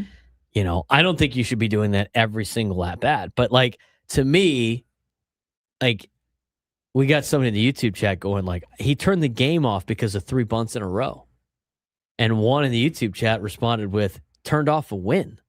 It's like, yeah, I get it. Like, you don't want to, I mean, it would be fun to just slug and rake all over the place, but you have to find different ways to win games. And right now, dropping down bunts is doing that. I mean, they did it on multiple, but I honestly wanted, at that point, it worked out so well, you might as well have Fernando bunt. Because you know what he did? He didn't bunt. Did he get on base? No, he got out. He flew out to shallow outfield. Jackson Merrill, the runner-up, probably should have bunted. He didn't either. What did he do? He got out. Inning was over. Bottom of the order got the job done by bunting. I will say this. The most enraged I was yesterday, I was so enraged about it, I actually forgot about it until right now, about Jackson Merrill. Reminded me of Jackson Merrill. I thought the worst at bat of the entire night was in the first, I think it was the first inning. Was it the first inning? I think it was the first. I think it was the first inning. I got to go back and confirm. But because I want to say it was the first inning, and the Padres had a great chance to get things going early in the game, and just just unprecedented, undisciplined at bat that was just like mind-boggling that they would do this. I'm looking it up to just double check. Yeah. Fernando Tatis Jr. started off the game with a 4-pitch walk. And not a single pitch from Abbott was close to the zone. Not one freaking pitch is close to the zone. Jackson Merrill comes up, and the first pitch he gets is at the top of the zone, inside, like still. It's a strike, to be fair. Strike. He swings first pitch, and he pops up in a foul ground for an out. What are we doing, guys? What? Seriously. I wanted to throw something at my television. Look, I understand. If the guy grooves one right down the middle, that's your pitch, or whatever your pitch is that you think you can absolutely rake, the first pitch after a 4-pitch walk, I'm not against swinging at it. But if you're going to swing at it, you better do some serious damage with it.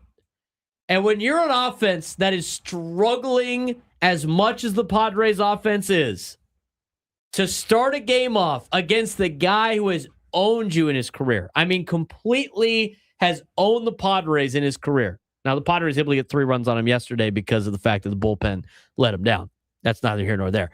But they got 2 off of him. They only got 1 off the bullpen. But you look at how this guy has played against the Padres, and the first thing you do in the first inning is after he walks the first batter on 4 pitches, you swing at the first pitch and you pop it up and foul ground. And you wonder why the guy's hitting 198. You know what? Maybe it's because he is hitting 198 and he's trying too hard. And he's trying to hit his way out. I mean, that to me, if that's not a pressing at bat, Frank, I don't know what is. Yeah, no, that absolutely is. And we talked about it yesterday with Manny getting thrown out, stealing third on Saturday night. Or was it Saturday night? No, it was Sunday. That's him trying to score 5 runs with 1 trip around the bases. You needed base runners in that spot. There was no need for you to try to steal third.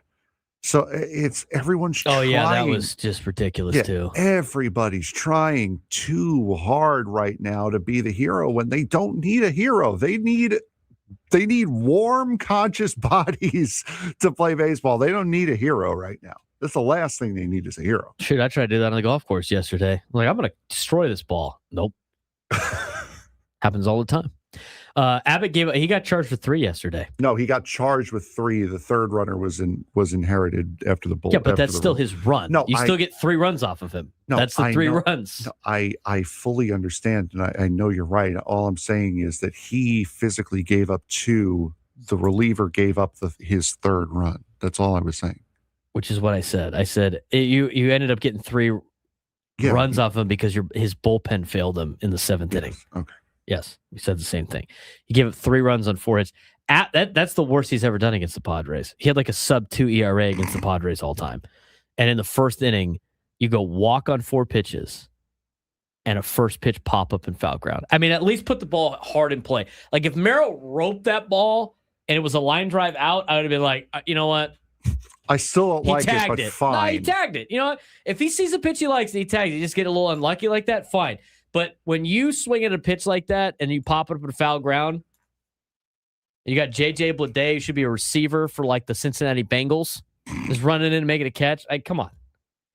833-288-973, 833-288-973. We're going to take a quick break. When we come back, we'll get your phone calls about last night's game of the Padres offense. We will also get to what's going on in the sports world that's not the Brendan Sorsby situation. Because I have my thoughts about that at noon. People are like, oh, do you know what? Yeah, I got a lot of thoughts. We'll get to that later.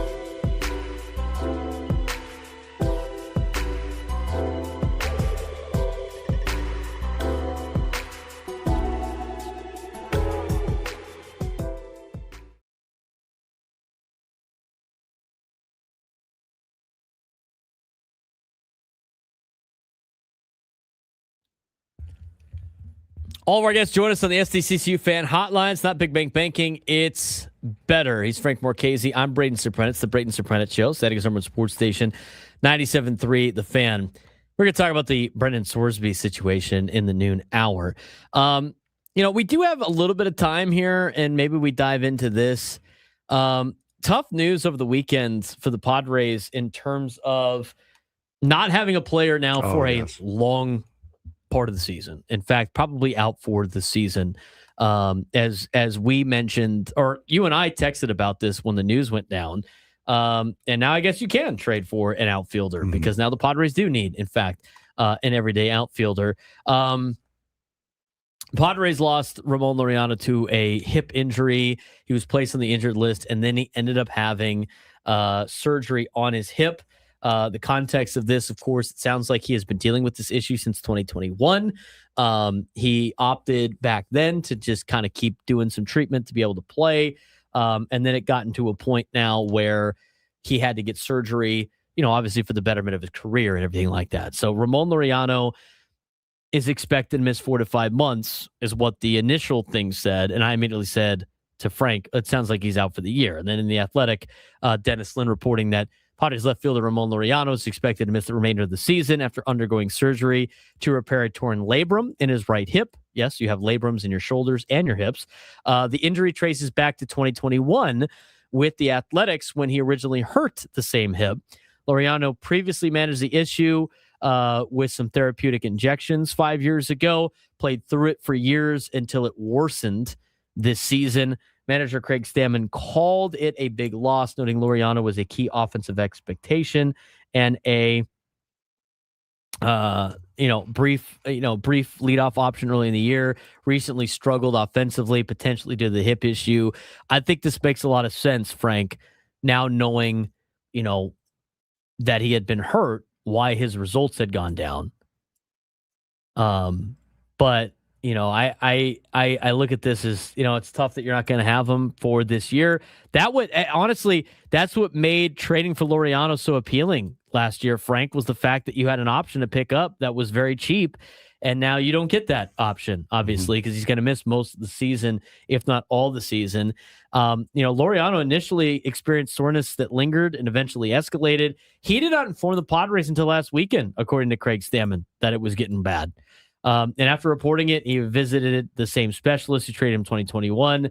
The issue popped up quickly, suggesting obviously a sudden deterioration rather than a slow, clearly tracked decline. So he gets surgery, and now you don't have an outfielder. I don't know if you could say it's not a slowly tracked decline because he was that's hitting what they said in the article. No, I understand that. No, they're saying that his hip is, not his numbers. Oh, okay. Because I was thinking, there's got to be a point where you could start to see where his power starts to trickle away, his production starts to fall. Because again, he was hitting like 350 to start this year, and he was just barely hitting over 200 when this injury was when he was put on the IL. So I wonder if something happened during one of those games where he was leading off, whether he tries to beat something, and then it starts to go. He can maybe start to feel something start to go, and then it just completely let go. Yeah, I mean, he was acquired from Baltimore last year, and he was great in 2024. He was great last year. He had 9 home runs, 812 OPS after joining the Padres last summer. This season, early strong start followed by weeks-long slump, 660 OPS. And a career-high strikeout rate. And he had already been trending downward before the injury diagnosis, complicating, obviously, the evaluation of his true offensive value.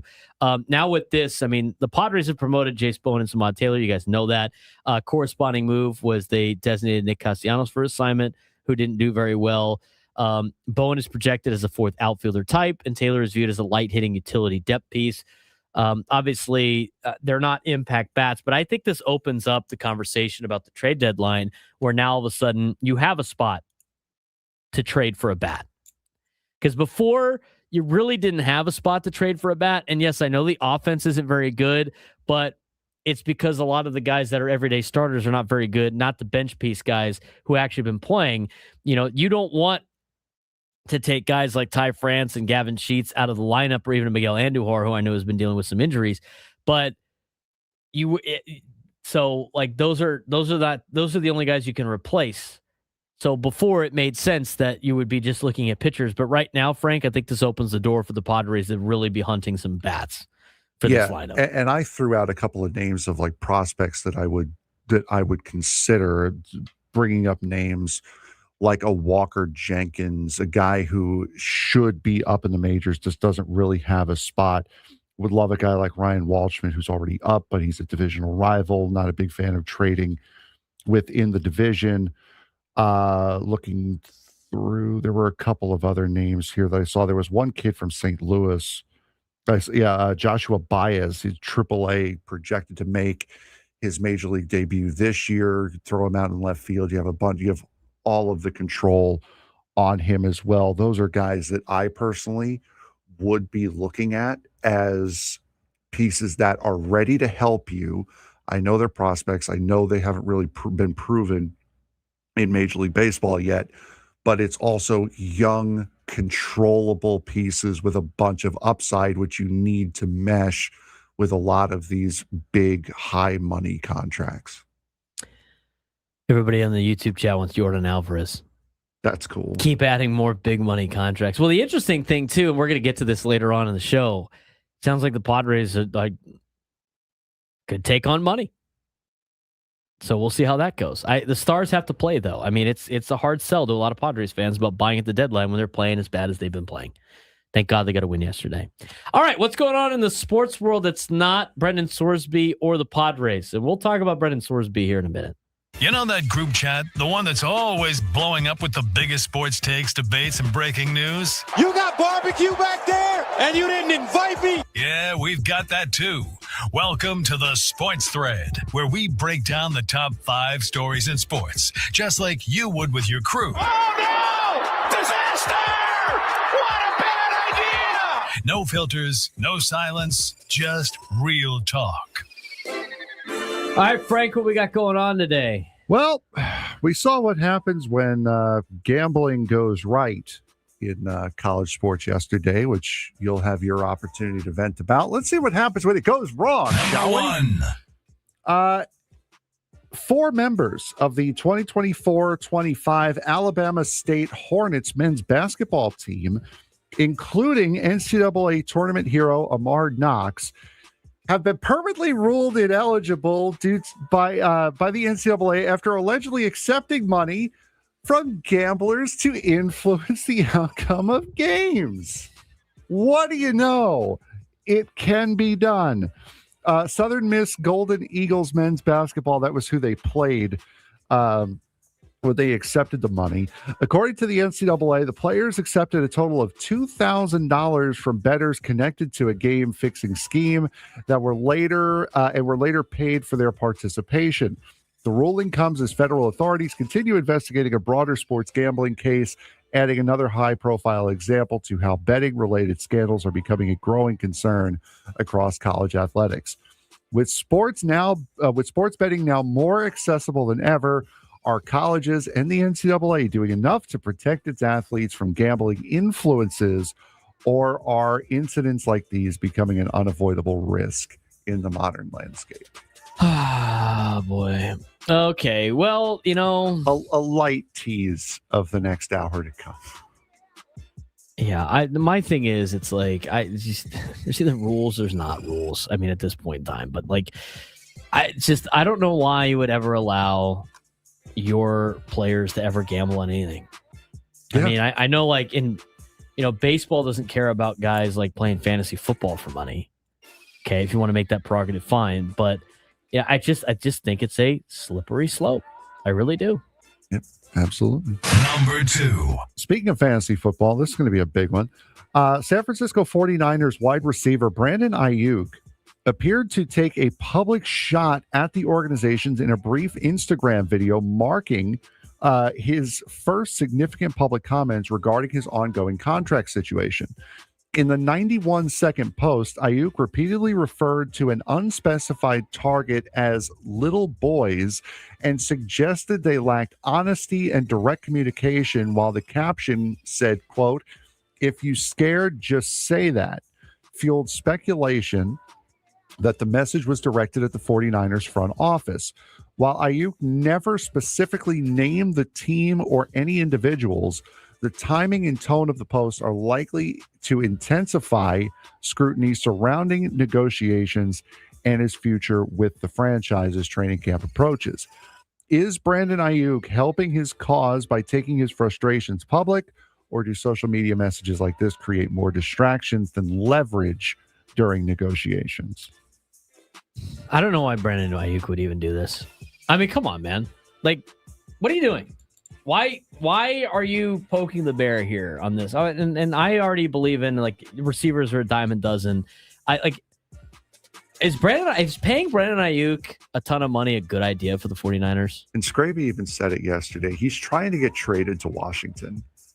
If you're Washington, why would you see this public display? Why would you even touch this guy? I wouldn't. I wouldn't either. I don't want this. This is what I'm talking about. You can find the same production that Brandon Ayuk gave you in draftable receivers that might not be this much of a headache. Spending big money on receivers makes zero sense. It makes no sense. The only reason why you would do it is to excite fans that don't know anything about football. There's no reason to give receivers this amount of money unless the guy is Calvin Johnson or Des Bryant or like Jerry Rice. There is a very small amount of receivers that make such a big impact like that. And in fact, there's not too many that are still in the league right now that you're like, wow, really need to have this guy no matter what. It's production you can get from other entities. And again, receivers get paid to catch the ball, not to run routes. Offensive coordinators get you open, and the quarterback gets you the ball. You just got to catch the rock. That's it. It's your only job. You don't have to spend top dollar for those players. Want to ask Justin Jefferson? I would probably put him on there. I mean, without Justin Jefferson, the Vikings are just awful. Just awful. Number 3.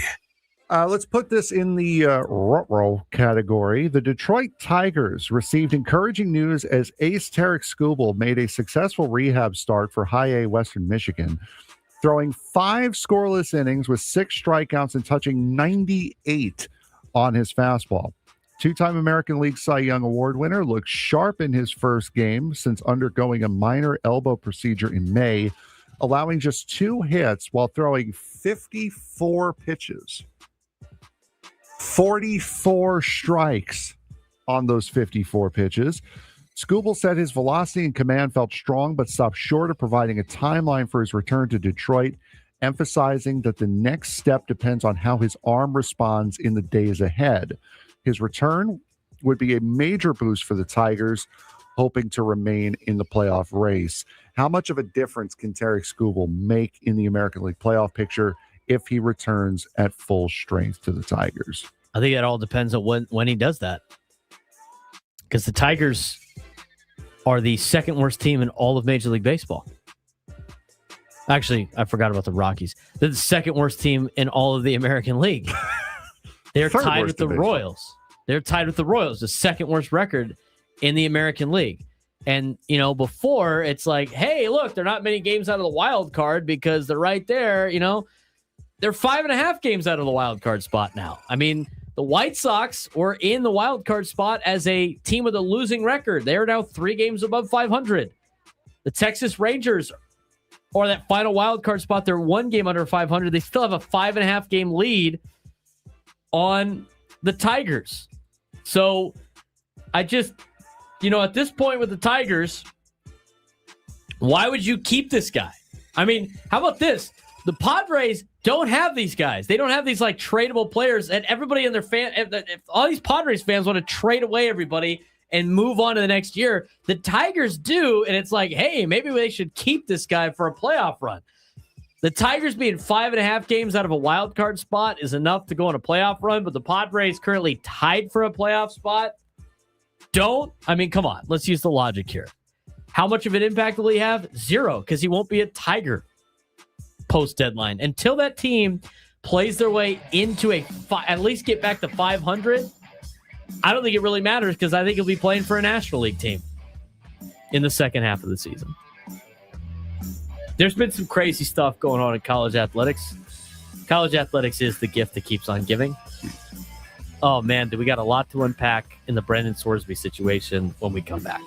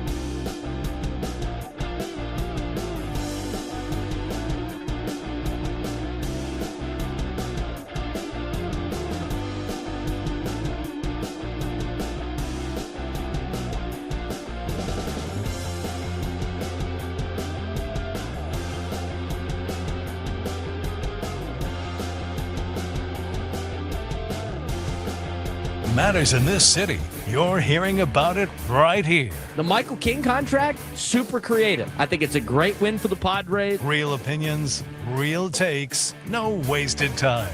It has been the little things that have outdone San Diego State, and that's where they got to improve. Live and local on 97.3 The Fan. The Braden Surprenant Show starts now.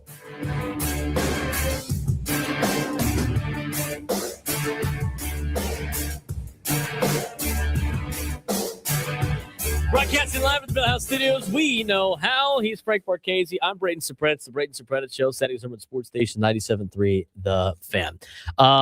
We got to get to it. He's been waiting on hold. Let's get to the phones. We want to join us today. 833-288-0973. 833-288-0973.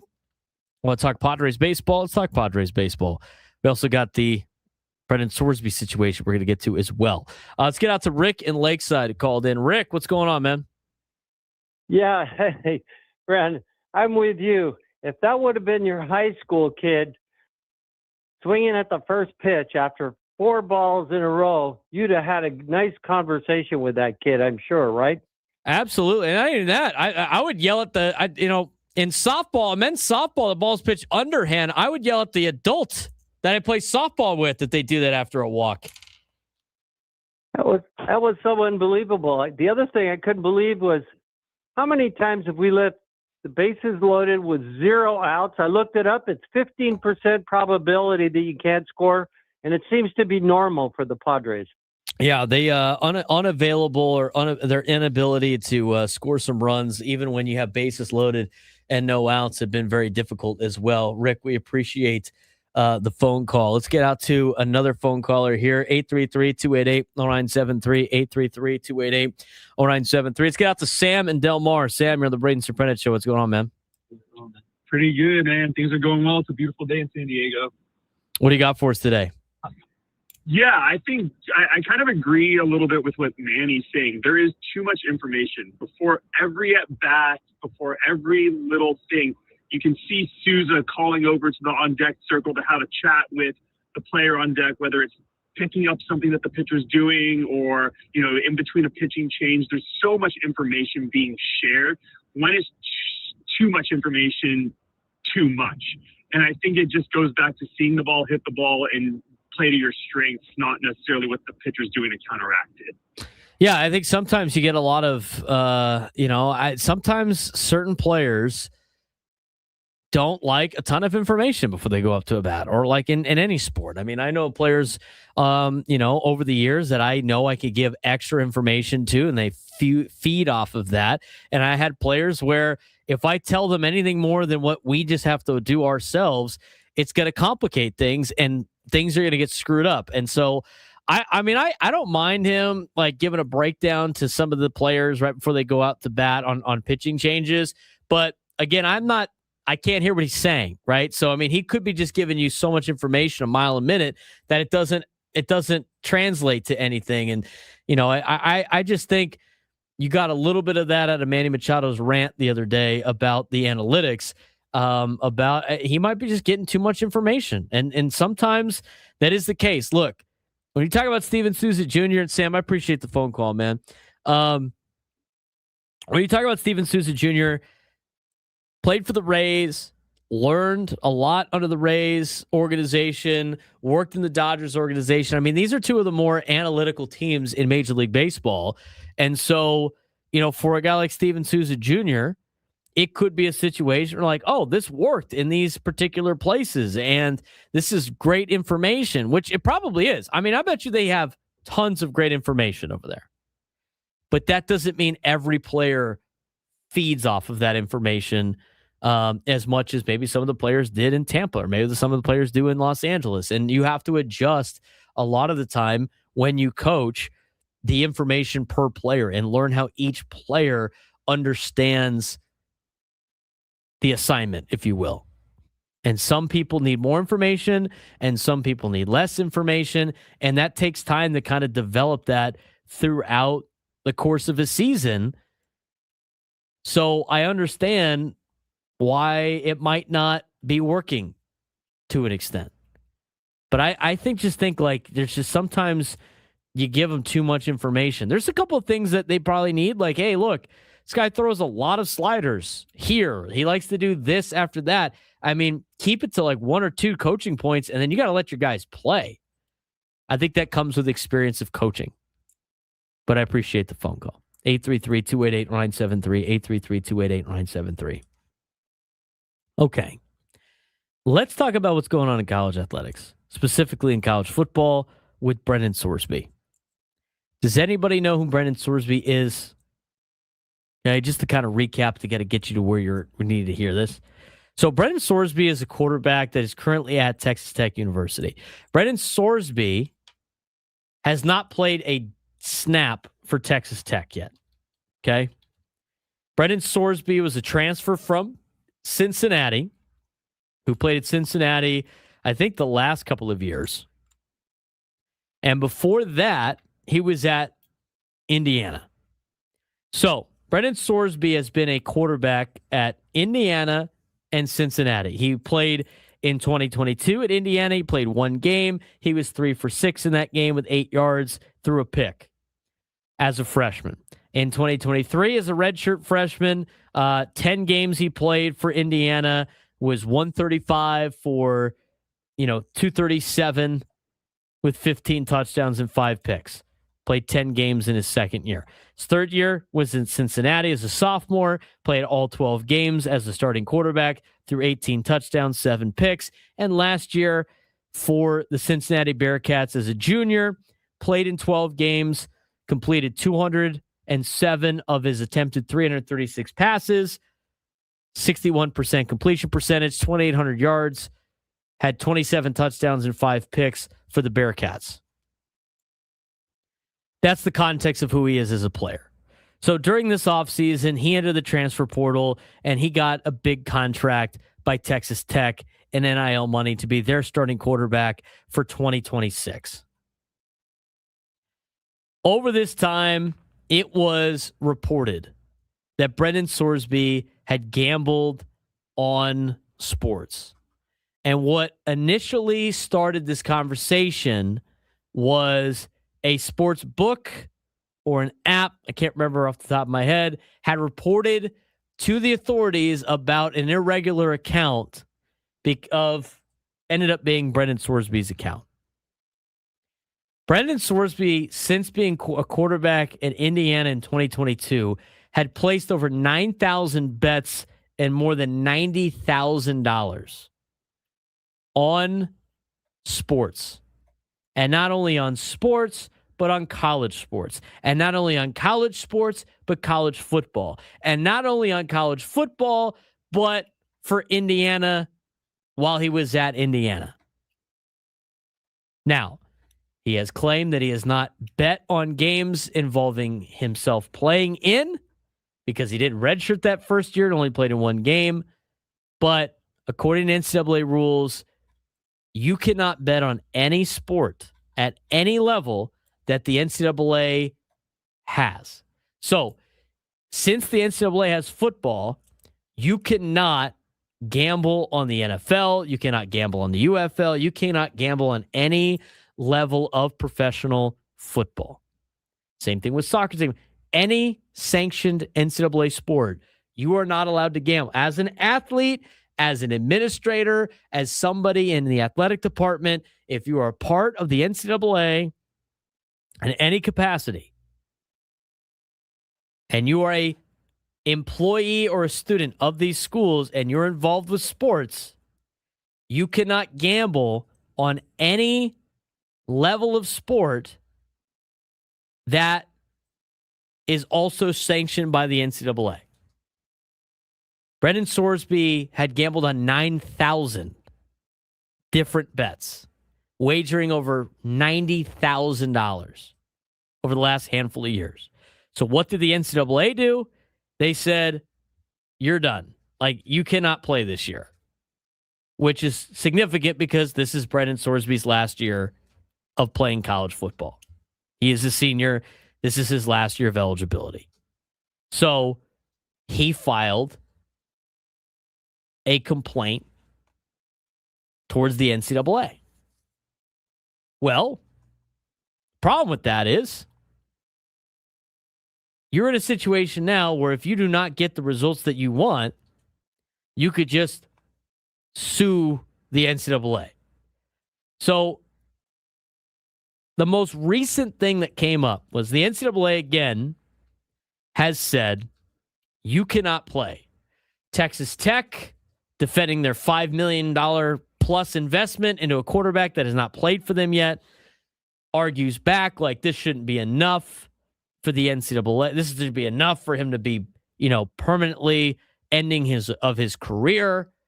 He had a gambling addiction, but it's okay. He checked into rehab for his mental health of a gambling addiction, and now he's all better. That's what they decided to play. It was ruled. They sued the NCAA in court, and what they asked for was a temporary injunction, which basically means that they don't start the court case until later on, which means he is eligible to play until they do this court case. The court had granted yesterday Brendan Sorsby the temporary injunction, which allows Sorsby to play despite NCAA lifetime ban. The NCAA has immediately filed an appeal and requested an expedited review. Sorsby admitted to approximately 9,000 total bets, $90,000 total wagered, bets across college football, college basketball, and other sports, some wagers tied to his own programs while at Indiana. I have told you all of this.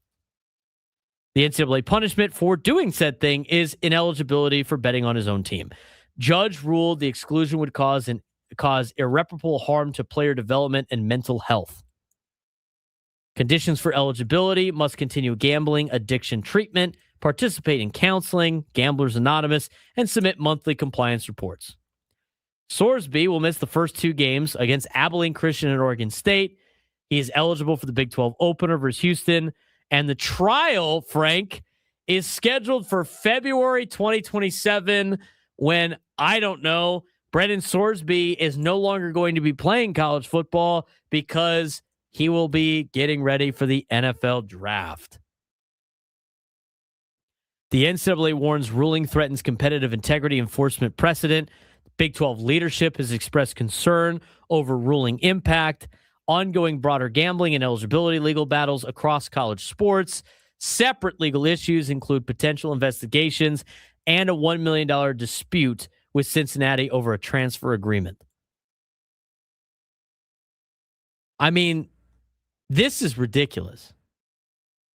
The full trial is now scheduled on February 8th, 2027 in Lubbock County.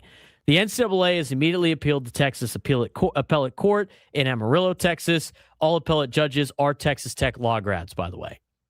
We'll see how this works. Big 12 have held emergency conference call. More meetings are scheduled from their athletic directors and their power to be. Some athletic directors have floated the possibility of not playing Texas Tech, not only in football, but in all sports. Conference could theoretically sanction Texas Tech under bylaws. Potential penalties include postseason ban, scholarship limits, revenue distribution cuts. Precedent cited: Big 10 suspension of Jim Harbaugh, Michigan sign stealing case. Big 12 $2 million fine against Baylor football program for all of their terrible allegations that they were hit with. The NCAA maintains permanent ineligibility maintains that permanent ineligibility should stand. Injunction includes strict mental health and compliance conditions. Broader concern, of course, courts overruling NCAA enforcement authority. All right. So that's all the information that you need. And here's my take, like a lot of people's takes that we have seen. At this point in time, are there any rules that the NCAA can really enforce? Because if the worst thing a college athlete could theoretically do, aside from committing a heinous crime, just in terms, because again, I don't want to get into that, but just in terms of what a college athlete could legally do, that would be the worst thing that they could do in college athletics in terms of gambling on games. And that, somebody that is admitted to doing that, and that doesn't lead to permanent ban, I don't know what other rules the NCAA could potentially enforce at this point in time. And I look at this from a couple of different angles. I mean, right now, like, what I don't understand from Texas Tech is going to bat for a guy that is not even, like, he's a solid quarterback, but he's not even that great of a quarterback. And Texas Tech is literally they're putting their institutional integrity on the line for a kid that's not even taken one snap at Texas Tech, and they don't even know if he's going to be that good or not because they spent $5 million on the kid. I mean, you are seeing all of these problems with sports gambling around professional and college sports, and the first time we find that we get something with a student athlete gambling on games on his own team, and now that's not even punishable. What are we even doing anymore? I seriously. I get the whole NCAA is big bad NCAA, but I mean, the rules are the rules. And you cannot have college athletes gambling on their own sport. We don't tolerate that in any level of sports. But right now, we're just going to say, oh, he had a gambling problem and now he has fixed it, and therefore he shouldn't be punished for this. What are we doing? I love the fact that the Big 12 is going like, you know what? Why don't we just not play them in anything? The Big 10 has said the same thing. They're having conversations about if you have any scheduled events with Texas Tech, maybe you should change that. The SEC is mad at this as well. But my biggest takeaway, aside from like all the BS that circles having this happen in college athletics, is the fact that if you're not going to enforce this rule and you can't, I don't know how you can enforce any rule. I mean, what is stopping any college? What is stopping any college from getting anybody to play for them who's ineligible, filing for an injunction and just letting the kid play? What, for like previous, like, or for like sanctions after the fact? I mean, this is getting ridiculous. We are going to allow somebody that has made 9,000 bets on sports, on college sports that he is currently actively playing in. We are going to allow that kid to play because of the fact he said he was sorry about it. Give me a break. This is catastrophically bad for everything in sports. An athlete actively gambling on games. And here's the thing. Like, some people were calling out, because Scott Van Pelt had some interesting things to say about it. It's like, there's no rules. I don't know why anybody enforces these rules. Obviously, there's no rules. But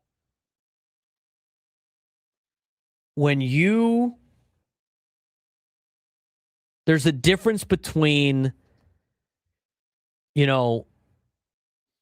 having gambling in sports and having the athletes gamble on sports. There's a difference. And so, yeah, like, gambling's not going away. They've legalized it in most states. I mean, it's all over the place in sports. It's a big moneymaker for all these entities. That's not the problem. The problem is you cannot have your athletes that dictate the outcomes of the games also part of the action. You can't have that in any facet. Now, whether or not politicians get away with this with insider trading, there's reasons why there's rules around it. So, this sets a bad precedent.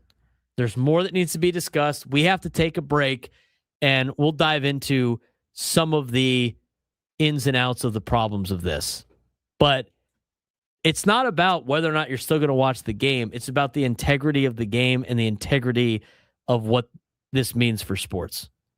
833-288-0973, 833-288-0973. We're going to talk more about this when we return on the Braden Surprenant Show, Setting Urban Sports Station 97 through the Fan. Clear your schedule and tune in Thursday mornings at 9 a.m. for our Epic Padres Roundtable, sponsored by Epic Wings, voted San Diego's best wings 13 years running. To order, visit epicwings.com. The Las Vegas Golden Knights lead the Carolina Hurricanes 2-1 at the time of recording, but Game 3 may go down as one of the wildest games that we've seen in years. Vegas built a 4-goal lead, then looked ready to cruise. Then Carolina exploded, 3 goals in just 39 seconds, the fastest 3 goals ever scored in a Stanley Cup Finals game. The Hurricanes tied it late and nearly completed a historical comeback. But in double overtime, Shea Theodore, former Anaheim Duck and former San Diego Gull, delivered the game winner, and Vegas escaped with a 5-4 victory. And let's talk about Mitch Marner. The former Toronto Maple Leaf recorded 4 points and the fastest hat trick in Stanley Cup Finals history. He's now 3 wins away from a Stanley Cup in his first season with the Vegas Golden Knights. If Marner leads Vegas to a championship, does that completely change the way hockey fans view his legacy?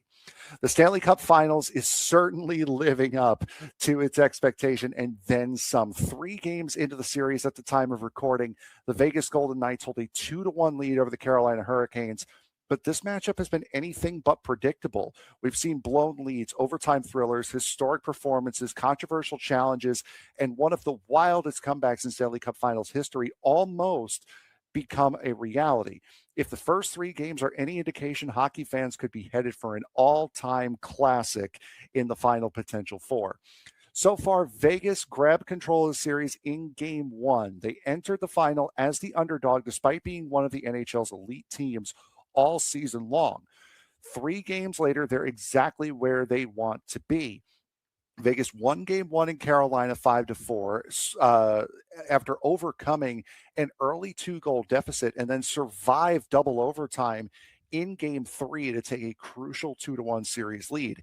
History is now on their side. Teams that take a 2-1 lead in the Stanley Cup Final have gone on to win 80% of the Stanley Cup championships.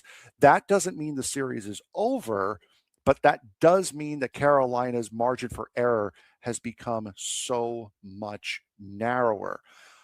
For Vegas, Mitch Marner has been absolutely unbelievable. If there is a Conn Smythe Trophy favorite right now, it is Mitch Marner. The former Toronto Maple Leaf has been spectacular throughout the postseason, and Game 3 may have been the defining performance of his career. Marner recorded 4 points and delivered the fastest hat trick in Stanley Cup Finals history. Just think about that. This is a player who spent years hearing criticism in Toronto about his playoff shortcomings. He is now dominating on hockey's biggest stage and is now 2 wins away from hoisting the Stanley Cup trophy in his first season with the Vegas Golden Knights. Another storyline here, the craziness of the games in this series, especially Game 3. Game 3 was chaos on Saturday night, sorry.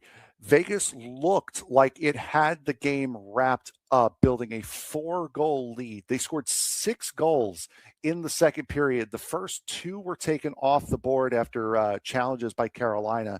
The next 4 stood. Then Carolina produced one of the greatest comebacks in NHL history, tying the game as Jordan Martinook, Taylor Hall, and Jordan Staal scored 3 goals in just 39 seconds.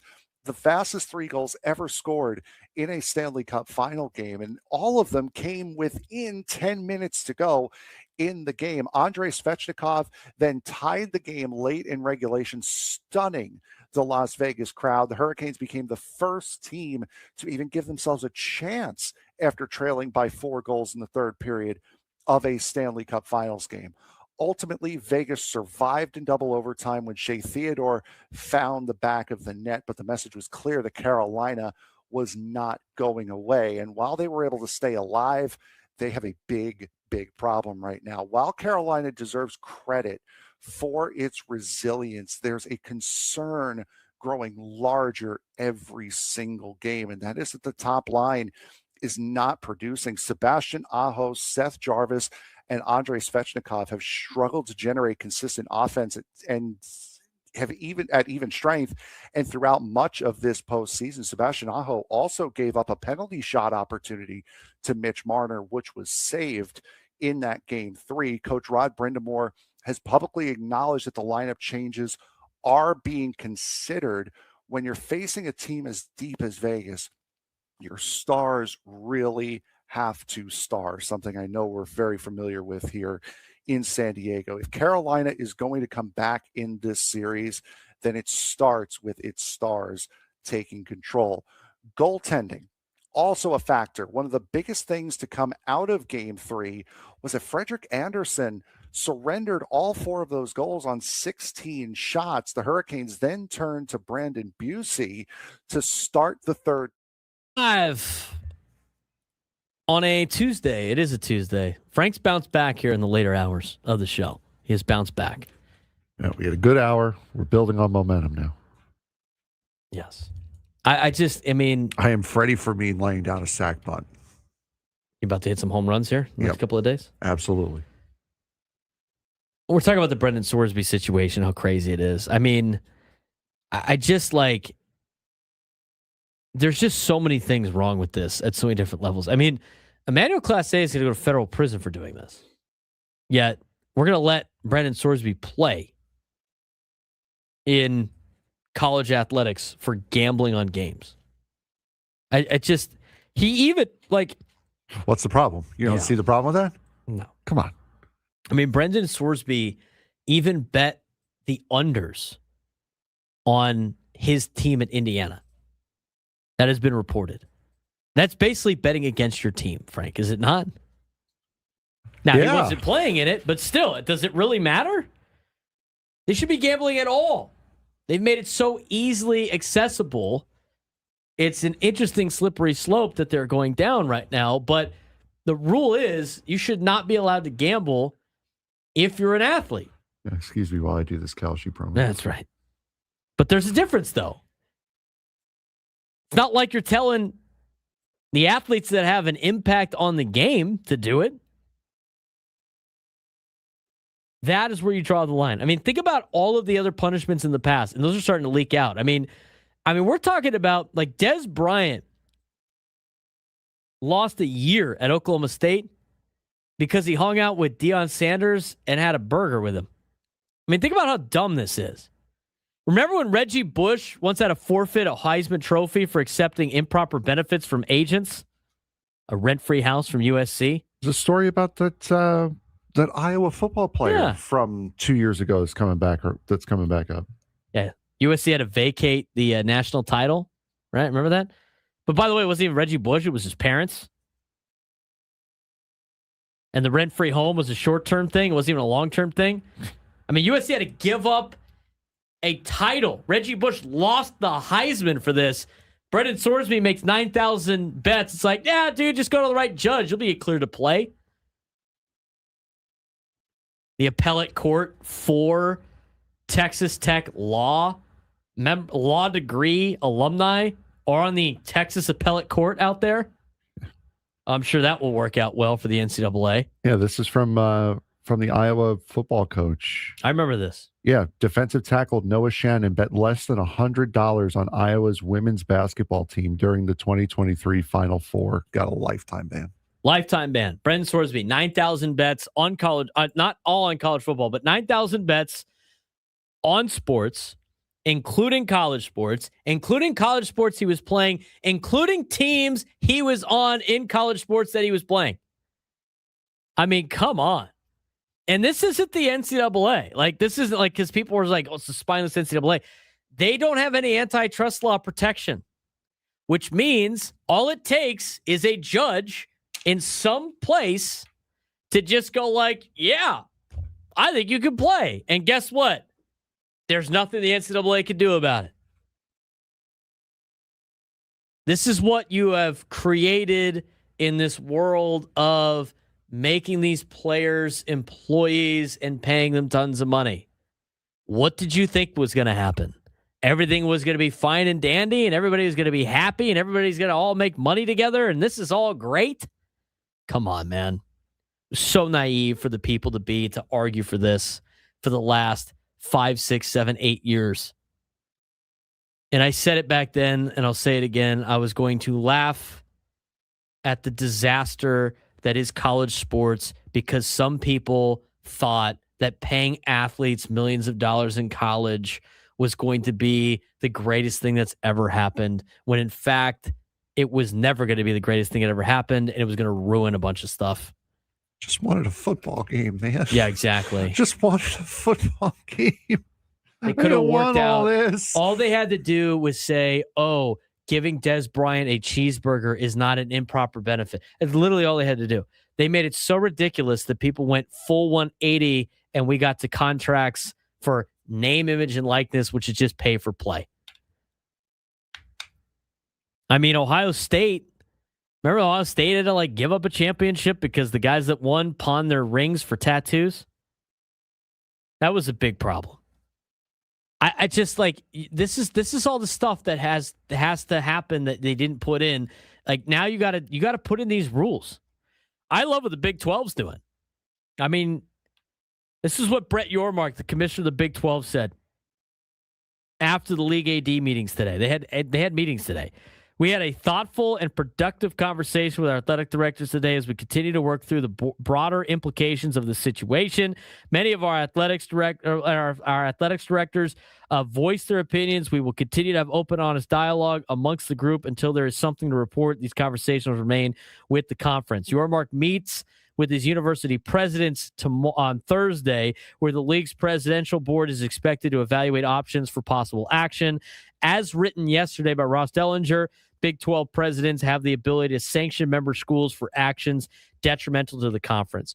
I ask you this question, Frank, and I want to know, because Texas Tech people are arguing in favor of this. I'm going to be honest with you. Of course. If this was happening at TCU, I'd be up in arms as a TCU alumni going, why are we letting this kid play? Penn State, Hofstra, I'd be losing my mind. Here's my deal. We're talking about Texas Tech. Throw out what he has done in the past on the field. You are going to potentially out yourself out of a Power 4 conference and get blackballed by the rest of college athletics to let this kid play football for you? I don't understand. I really don't get it. He's not Tom Brady. He's not Peyton Manning. Even then, it's like, you know what? It's not like he's going to be allowed to play anywhere else. I mean, why are you dying on a sword for this kid that made 9,000 bets on sports? Why? I mean, what do you think's going to happen? I mean, if you're the NCAA, at this point, you should just be like, all right, cool. We'll let you have the thing in February, but we're going to put this in. If that kid plays in any game in 2026, you will lose all of those games. Everything will be forfeited. You'll be banned from postseason play in all sports for the next 20 years, and you will no longer be allowed to have scholarships. I mean, make something extreme where it's like, you better not F around with this, Texas Tech, because if this happens in February and you lose, we are implementing all this stuff if that kid takes one snap for you. That's literally where the NCAA should go. I mean, they have to fight dirty on this if they want to really hold any accountability left and any integrity into what they have as a conglomerate. I don't think they can. I think this injunction keeps them from forcing Texas Tech from playing him. No, it doesn't. I thought it did. No. All it does is he's eligible until they figure out the court. The injunction is we're just kicking the can down the road. Wonderful. So they're not going to start talking about this until February 2027 when he has already left. And at that point, it doesn't matter. Exactly. So if you're the NCAA, you can be like, okay, cool. Like, you can let him play, but just know this. If he plays and you lose, you are losing all of your games. You are being ineligible for the postseason in all of sports. I mean, you can lay the hammer down and just warn him ahead of time. Give him the death penalty. Are you willing to do that for this kid to play football games for you? Do what they did to SMU. Yeah, seriously. I mean, you could literally make an example out of Texas Tech, and that's what they should do. I think they're going to try to appeal it, go through the court process. But if you're the NCAA, I'd set out a mandate right now and just be like, if he plays and you lose, you're going to not have any scholarships for any of your programs. You're going to just literally lay it down where it's like Texas Tech's no longer going to be able to be eligible to do anything athletically. And like Clay is saying, what NFL team now is going to be willing to take this on? Nobody. The only way you would do it is if the guy was like the greatest thing that's ever happened to football.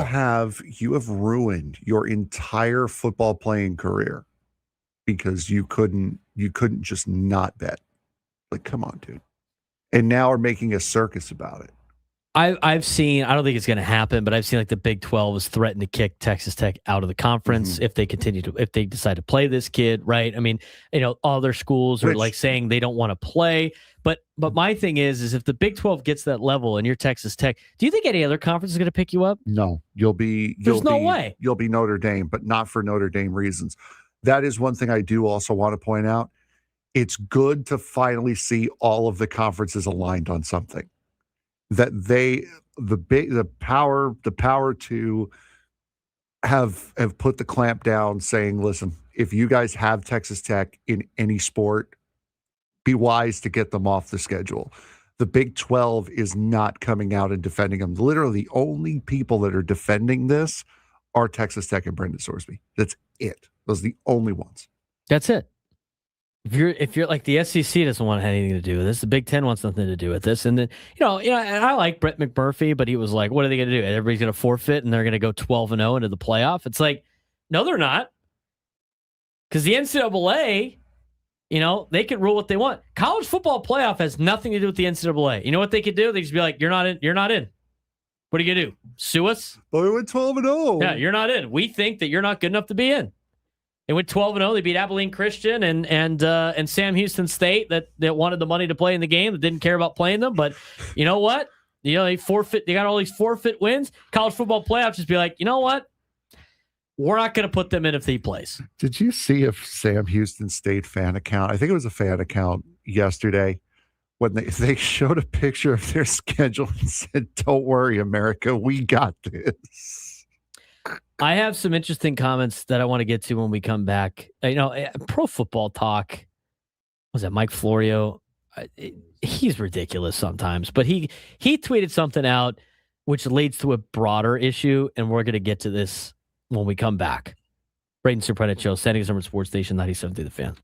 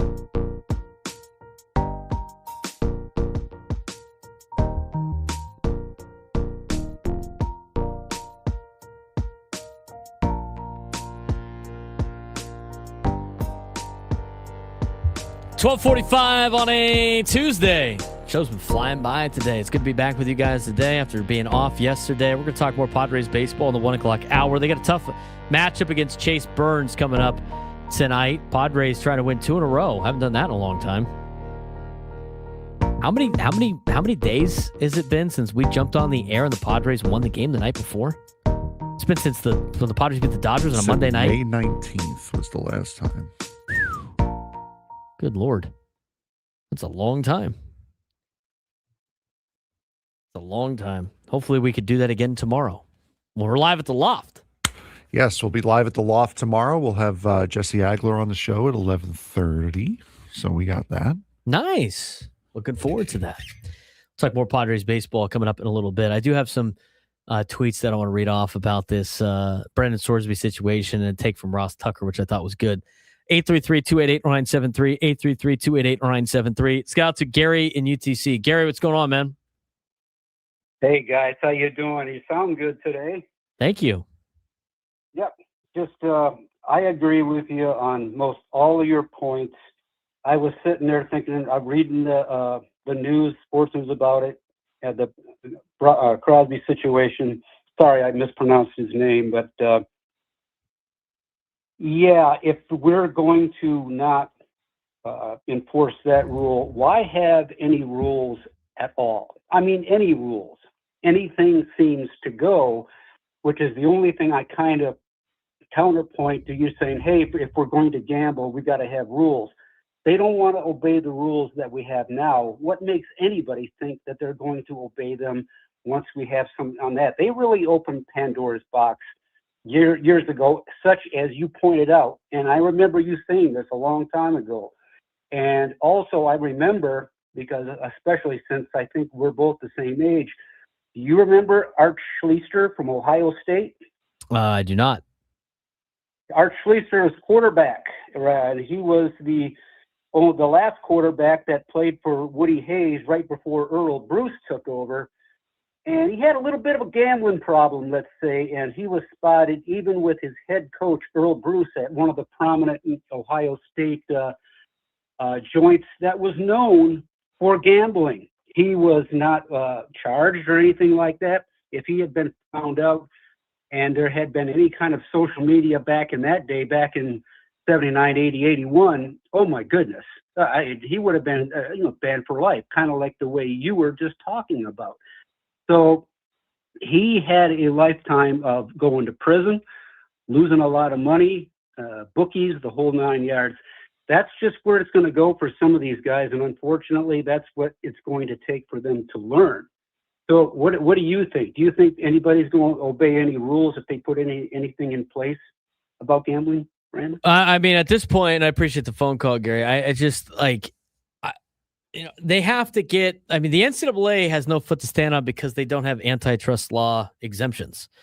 And until they get that, they're not going to be able to enforce any of the rules, because all you can do, everybody's doing in college right now, they're just literally going to find a judge that's going to rule in their favor, and they just go with that judge and go, here, see, look, you can't enforce any of that rule. Our players are eligible.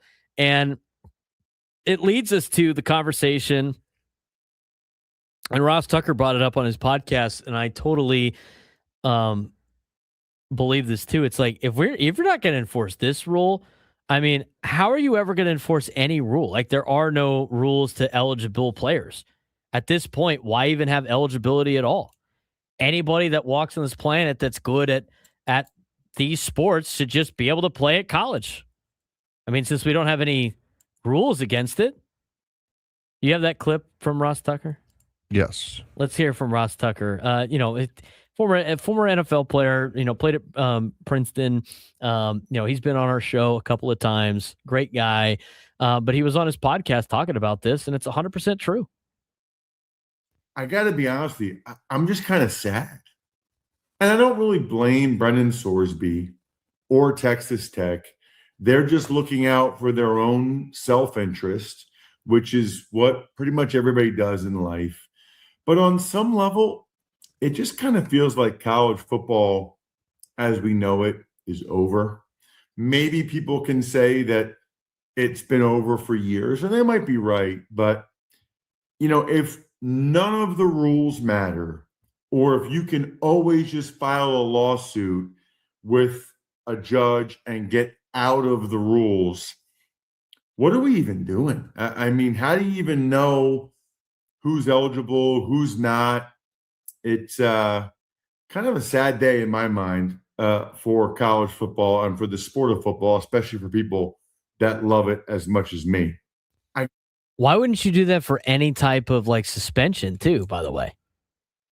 Somebody brought up the targeting thing like last week. Remember we brought up that deal? Yeah, I saw that, yeah. I mean, the reality is like if you get hit for targeting, and they're like, oh, you're suspended for it.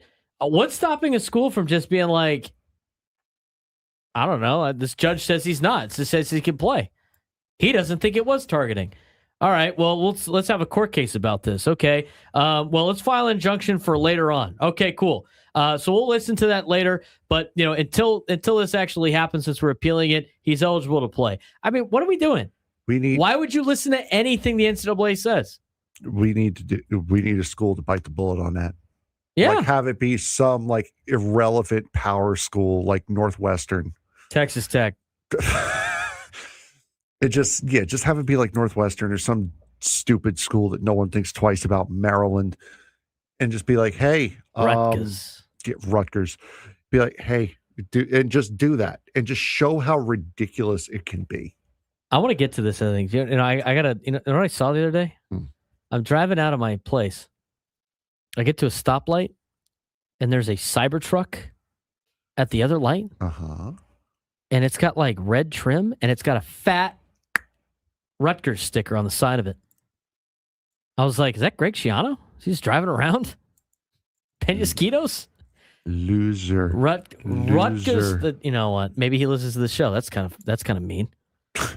The guy put a fat Rutgers R on the side of his car. What kind of an Italian from the Northeast hates Rutgers? I don't like Rutgers. I could care less. Why would you hate Rutgers? What do you have against Rutgers? They're not good at anything. It's a New York, New Jersey thing. Just leave it at that. And you know what? New Jersey, you know what you can't do? Bet on Rutgers. You can't bet on Rutgers. There's like a whole bit about you can't, like on the Jersey casinos, you can't bet on Rutgers. Yeah. Oh, wonder why. Interesting. All right, so Mike Florio of Pro Football Talk had this to say yesterday on Twitter. It's fine if you disagree with today's ruling in Brendan Sorsby's case, but the solution isn't a new federal law giving the NCAA an antitrust exemption. It craves its collective bargaining with the players treated as employees and employees represented by a union. Brother, how do you think that's going to work exactly? One of the comments on Twitter was like, so every collegiate sport is going to collectively bargain? With whom are they bargaining? Public schools and private schools are subject to different relations laws, labor and relations laws. Do they bargain with each college? Is it each conference? Is it the NCAA? It doesn't really seem like it works. How do you do that? You want to see this every 5 years? I mean, we hate talking about the labor negotiations for Major League Baseball. You want to talk about this for college athletics with a bunch of 18-year-olds? This other comment I thought was interesting. It's the one thing I love about social media, and I include myself in this as well. It's so fun to see how willing people are to show how stupid they are on like a main timeline. Mike Florio, what are you talking about, bro? Like, who are they collectively bargaining with? How do you think that's going to work out? You have state institutions here. It's not going to work. How about this? This is what, this is an interesting tweet. Virginia Readjust. This is the account. Welcome to employment law. Really what should happen is the NCAA sells franchises to schools for football and basketball. Say about 50 in football, 150 to 200 in basketball. Schools pay a fee and get access to players. Each sport has its own commissioner, limited to players 18 to 27 years old, up to a 3-year contract, 0 class requirements. Olympic sports Everyone works for NCAA. Minimum wage or core plus benefits. NCAA sets different conferences and handles travel on behalf of the schools. That, to me, is the only way you make this thing work in terms of like collective bargaining. I'm sure that would work out well. Do you think like Cal Berkeley is going to pay a franchise fee to the NCAA for a football team? Come on. This is all the stuff that people didn't think about before they said, let's just start writing massive checks to college kids to play sports. This is the stuff we talked about. This is what I warned everybody about 5, 6, 7 years ago. It's like, oh, it's going to be great. Let's just pay all these players all this money. I'm sorry. I just wanted a football game. Yeah. I'm sorry. It's Frank's fault for wanting to play NCAA 27. God. You guys didn't think this through, did you? No. No, you didn't. It's not fun anymore, is it? Oh. No fun, sir. Hey, it's Chris Ello from Gwynn and Chris, and if you like sports, we got you. If you like random banter about life, we got you. We'll talk about it all, 2 to 6 p.m. weekdays on 97.3 The Fan. Liberty Mutual customizes your car and home insurance, and now we're customizing this ad for your morning commute to wake you up, which could help your driving. Science says that stimulating the brain increases alertness. So here's a pop quiz. How many months have 28 days? What gets wetter as it dries? What has keys but can't open locks? If you don't want to hear the answers, turn off this Liberty Mutual ad now. 12 months, a towel, piano. Enjoy being fully alert. Liberty, liberty, liberty, liberty. AMCO presents Bet You Didn't Know. Bet you didn't know that there are lots of things that can make your engine light come on, besides your engine. Also, bet you didn't know that AMCO's technicians are specially trained to diagnose what's causing your engine light to come on and fix it, no matter what it is. Keep your eyes on the road and your ears open for another episode of AMCO's Bet You Didn't Know. AA, MCO. Check engine light on? We'll check it for free. Restrictions, limitations, and exclusions may apply. See AMCO.com for complete details. In 2026, Bay Alarm celebrates 80 years of security. With burglar and fire alarm systems, 24/7 in-house monitoring, and local service, our promise to San Diego remains the same. We got you. Learn more at bayalarm.com. NASCAR is racing on an active military base for the first time ever. The official NASCAR concert is Saturday, June 20th at Gallagher Square following the O'Reilly Auto Parts Series. Stephen Wilson Jr., Carter Faith, singer of the NASCAR themes. Ride, Ride, Ride, George Burge, Tim Duggar, Lakeland Lemmings, and a special tribute to Kyle Busch. Get tickets before they're gone at Ticketmaster.com and be a part of NASCAR history. It's game day. Are your moderate to severe Crohn's disease or ulcerative colitis symptoms keeping you from the action? Skyrizi, risankizumab Riza, could help you get back to the game. Skyrizi is proven to help people feel significant symptom relief, achieve remission, and visibly improve damage of the intestinal lining. Skyrizi is a prescription injection.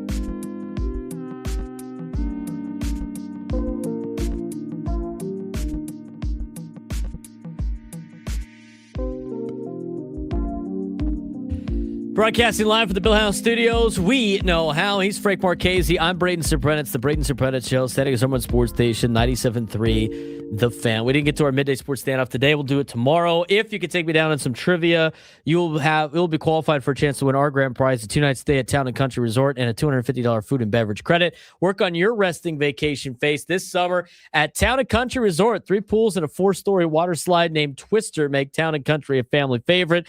Rates start at $199 per night exclusively for fan listeners. Visit towncountry.com/thefan to book now. We got sent this tweet by Tyrann Mathieu. The Honey Badger. Anybody remember that Honey Badger video on YouTube? Badger. No, not that one. Oh. Honey Badger don't care. Yes. That one? Yes, of course. It was about literally a honey badger, and then they throw that on the highlight tapes of Tyrann Mathieu, the Honey Badger. Tyrann Mathieu tweeted this. He's 34 years old, NFL vet at this point. He goes, "Can I return back to college football? I only played 2 seasons, should have 2 more eligibility years left. Can you find me a judge in Louisiana who can see to that Honey Badger gets to finish his last 2 years of college football? Who's going to say no? Who is going to say no at this point? See, you know what? Let it happen. Yeah, Let it rock. We need to see just how obscene this gets before someone finally puts some rules on this. Hey, LaDainian Thomas, you got anything left in the tank? He'll run around there. TCU. Max Duggan, get him back in a TCU uniform. He didn't work out the next level. Let me actually see. Hold on one second. Start grabbing some players that used to play for you. Hey, how about San Diego State basketball? Why don't you start bringing back some of the Aztec basketball players that didn't make it? What's Jaden Ledee doing right now? Oh no, LT's used his eligibility. He played 4 years. What does that mean? Why can't he play another year? That's true. Why can't he just say like, oh, one of those years didn't count? Fight it in court for 2 years. Yeah. Just keep loading up the courts with nonsense about college athletics. How about it? I mean, so dumb. All right, let's go back to. I mean, I'll ask you this: like, if you're a fan of Penn State, yes. What if Saquon Barkley is like, you know what? I just want to play at Penn State. Just take him back. Could you get excited about that? Of course. I mean, at this point, there's a lot of colleges that could probably pay more than the professional leagues do. Like, do you think like Caitlin Clark ever would have left Iowa if she never had to? Why would you ever leave? Why are there eligibility rules? Why not just? And hey, Saquon's got a year left. Hey, it's possible. He went to the draft his junior year, so he's got a year. Let's talk about the Padres again.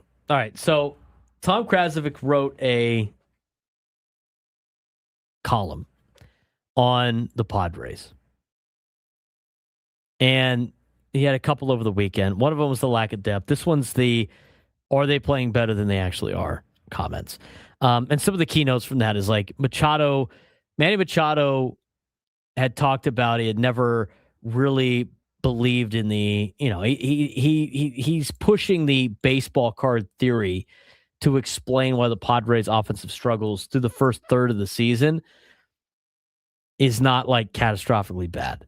His core belief is that the back of the veteran players' baseball cards, their long-term career production is a more accurate indicator of their true talent than their current slump-heavy 60-game snapshot.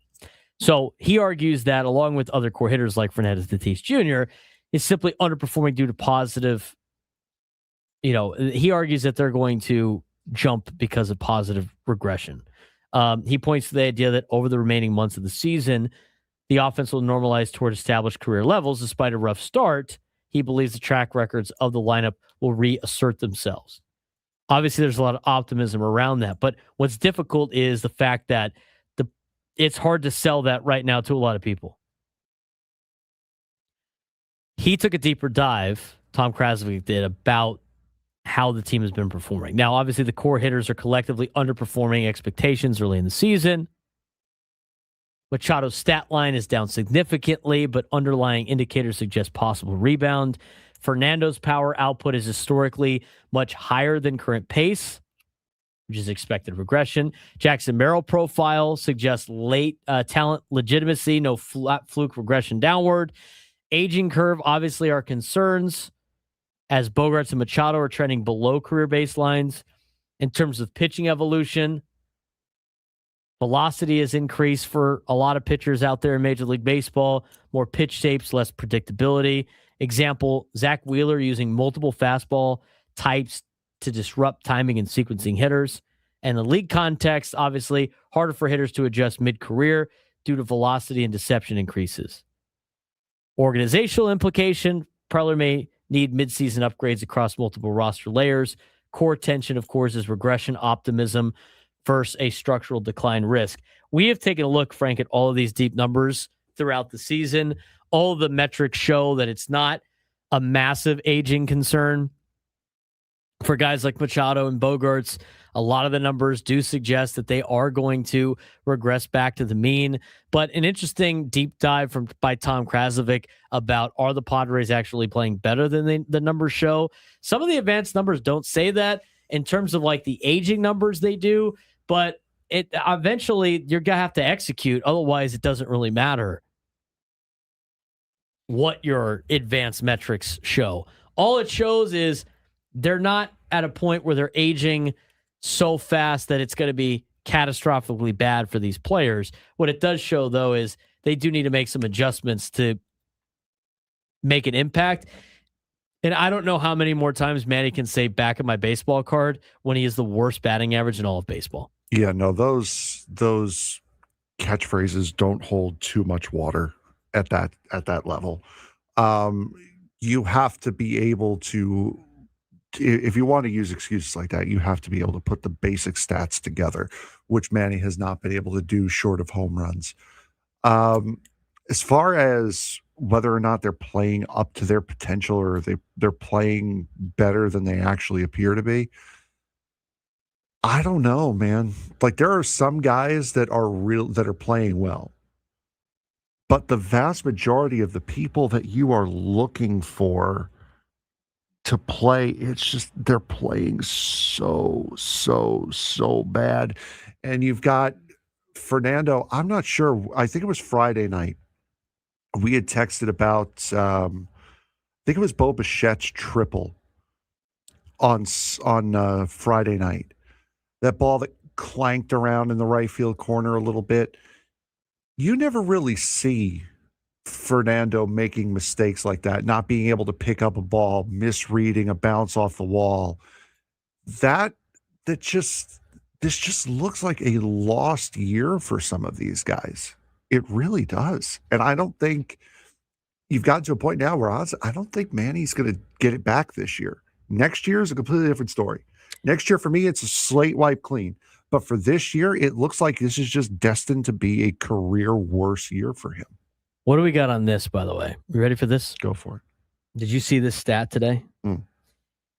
It's a stat about Spencer Jones. Okay. Spencer Jones, local kid, right? From Encinitas. He plays for the Yankees. Yeah, I was going to say he's a Yankee. So Spencer Jones, I don't know if he has struggled or not, but a Yankee fan put these numbers out from Baseball Savant. And what they did was, as they sorted the percentage each player in Major League Baseball sees a 98+ mile an hour fastball. You ready for this? Mm-hmm. Spencer Jones leads Major League Baseball. He has seen a 98 mile an hour fastball or higher in 14.9% of the pitches he has seen this year. In the top 10 list, 6 of the top 10 players that have seen the most 98+ mile an hour fastballs, 6 of the top 10, Frank, you ready for this? Reside in San Diego. They're Padres. Does that change your opinion on this? I mean, I know that's not necessarily anything that people are going to be too excited about because it sounds like an excuse, But Spencer Jones has seen the most 98-plus fastballs. Taylor Trammell, Jared Young, the fourth highest, Manny Machado. Manny Machado is a lot higher of a sample size. Manny Machado has seen 1,059 pitches this year. 103 of them have been 98-plus. Who are the other Padres on the list? Because Manny, a little bit older. It's Manny, followed by Xander. A little older. Followed by Ty France, Miguel Andujar, Jake Cronenworth, Gavin Sheets. Those players have seen, percentage-wise, the most 98-plus mile-an-hour fastballs out of anybody in Major League Baseball. Guys who are older or guys that you would be more willing to challenge because of their abilities at the plate. Hang on a second. That would ensue that guys can just rear back and throw 98-plus. Well, there's not a lot of pitchers that can do that. Right. The fact that these guys are seeing it a lot is also, I would say, almost an anomaly that the Padres have seen more guys that throw over 98 miles an hour than anybody else in Major League Baseball. They're also more or less top of the lineup guys too, which you're going to be seeing more bullpen arms if in that part of the lineup as well. And a lot of bullpen arms throw gas. Yeah, but like they can't be seeing a lot of bullpen arms because they see all these starters all the time. And the starters get deep into games. And what's the stat that we hear all the time about the Padres against starters? They all have quality starts. You got to go at least 6 innings, which means if everybody's going at least 6 innings, you're only going to get 3 innings of bullpen arms. But even then, like, if you want to look at it from like, oh, the league figured out the Padres can't hit a fastball, so, hey, let's tell this guy that throws 94, hey, you should throw 98 against these guys because they can't hit it. I mean, you still have to face guys that throw it 98 miles an hour plus. It's not just that they can't hit the fastballs. I mean, they're seeing some electric fastballs at the plate. First comment, Frank, from a Yankees fan. I know it's a Yankees fan because it says Dylan Betances fan. It says, what's up with the Padres? Laughing my ass off. Do they just face a lot of flamethrowers or can none of them hit fastballs so anytime they do, they just get spammed? Both. Maybe it's a little bit of both. Who are they facing? Seriously. I mean, I haven't looked at those numbers, and maybe that's something we got to take a deeper dive into. But the fact that 6 of the top 10 players that have seen 98 plus are Padres, I think you can address that of they are seeing a lot of guys that throw the ball incredibly hard. They've seen Skubal this year. They've seen Christopher Sanchez twice. Yeah, they've seen Christopher Sanchez twice. They've seen Paul Skeens. They saw Jacob Mizorowski. They saw who's it? Bubba Chandler throws it. Bubba Chandler. They saw Aroldis Chapman twice in the first 2 games of that series in Boston at the beginning of the year. So they've seen a lot of hurlers this year for sure. I mean, they have to see probably more than anybody else. I mean, again, like, I get it. It's like, oh, well, the book's out. Nobody can hit a fastball on the Padres. Would that be the same number as if it was like 94 plus? Right? I mean, the guy still has to physically throw 98. It's not like it's percentage of sliders they have faced this year, and it's an astronomical amount because they can't hit a slider. We're talking about a 98 mile an hour fastball plus. I know it seems like everybody can do that now, but not everybody that's a starter can do that. Do the Padres have any starters that can do that? Throw 98 plus? No. I don't think they have a single one. No, especially with the injuries, no. So maybe that's a little bit of a factor. Like, obviously, there is a little bit of aging involved for some of these players. And obviously, the offense hasn't been very good. And everybody talks about the fact that they can't hit a fastball. But I would like to know who's hitting the best against 98 plus. I mean, yeah, you could say what you want about the guys struggling against 92, 94. I mean, that's also part of the equation. But I would bet, I don't know the numbers, but I would bet, and again, I don't think this is an excuse. I think this is just an observation. But I would bet, which I could do because I'm not involved with sports like Brendan Sorsby, I would bet that the Padres have seen probably more elite starting pitching than anybody else in Major League Baseball. It's not an excuse. They have to be able to hit it anyway, because when they get to the postseason, most teams are going to have elite pitching. But Padres saw Dustin May this year, right? In that series against St. Louis? Yeah, they did. He's throwing an average, according to Rotographs, he's throwing an average of 96.5. I think I'll take a look at this during the break and see, but I do find that interesting that 6 of the top 10 players in Major League Baseball that have seen 98 plus the most percentage-wise per at-bat are Padres. I think that tells you two things. One, I think it tells you that teams are challenging the Padres with the fastball. So that makes it sound like when you get some of the reports back that they were looking changeup on somebody or a curveball or whatever it may be, and they didn't see it, you wonder why. Maybe they should be sitting fastball on all these guys instead. You got to be able to hit a fastball. But it tells me that teams are challenging our players with fastballs. It also tells me they're seeing a lot of elite fastballs throughout the season. And I would like to know. I mean, this is my homework assignment for the night. Maybe I'll let you know what I find tomorrow. But I would like to know with this information how teams are doing against 98 plus, who the best are at 98 plus, and who has seen the most 98 plus. Because and I don't know for sure, I would imagine most hitters can hit fastballs at a high level. But if you look at league averages against 98 plus and they're not very good, and yet the Padres see it more than anybody else, it doesn't surprise me why the Padres have struggled offensively. It really doesn't. I mean, I think that's information that you would have to look up. But we're going to take a look at that because we do got to get to break. When we come back, we'll talk more Padres baseball, and some other things that have been laid out these last couple of days. I will say this. I did see an article that I thought was interesting, and it was by Dennis Lin in The Athletic about Padres and the trade deadline, and is the window closing, but they still want to buy? It's an interesting topic of conversation that we're going to get into when we come back on the Braden Surprenant Show, Settings Urban Sports Station 97 through the Fan.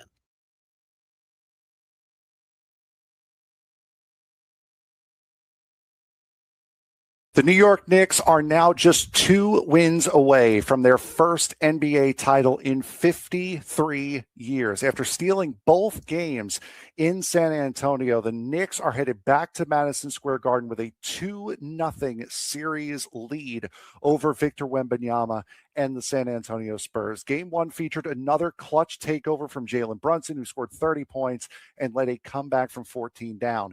Then in Game 2, the Spurs erased a 14-point fourth quarter deficit and actually took the lead with less than a minute to go, but Brunson answered again.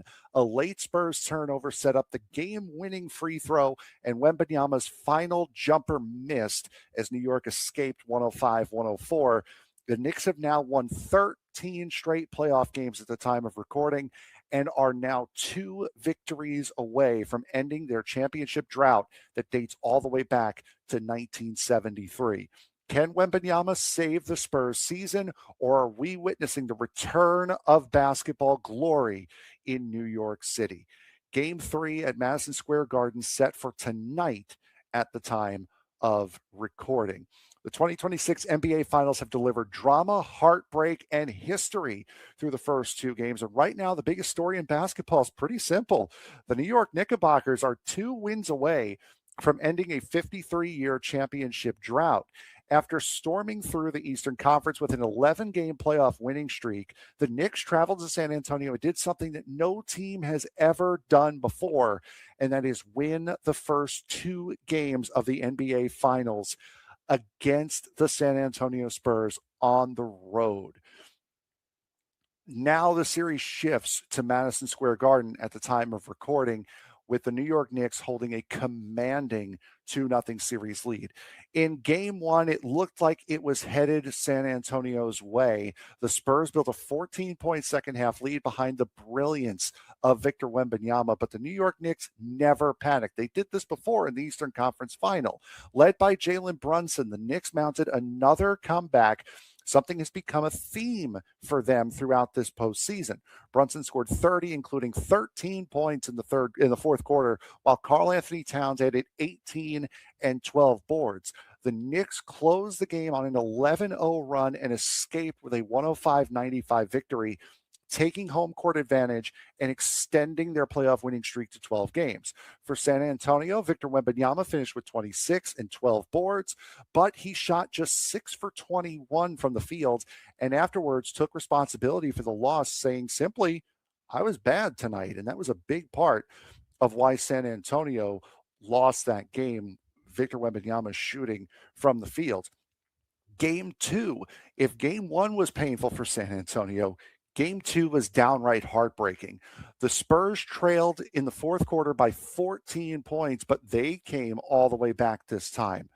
Wembanyama delivered a huge three-point play with less than a minute to go to give San Antonio a 104-102 lead, and it appeared as though the momentum had finally swung, but then Jalen Brunson did it again.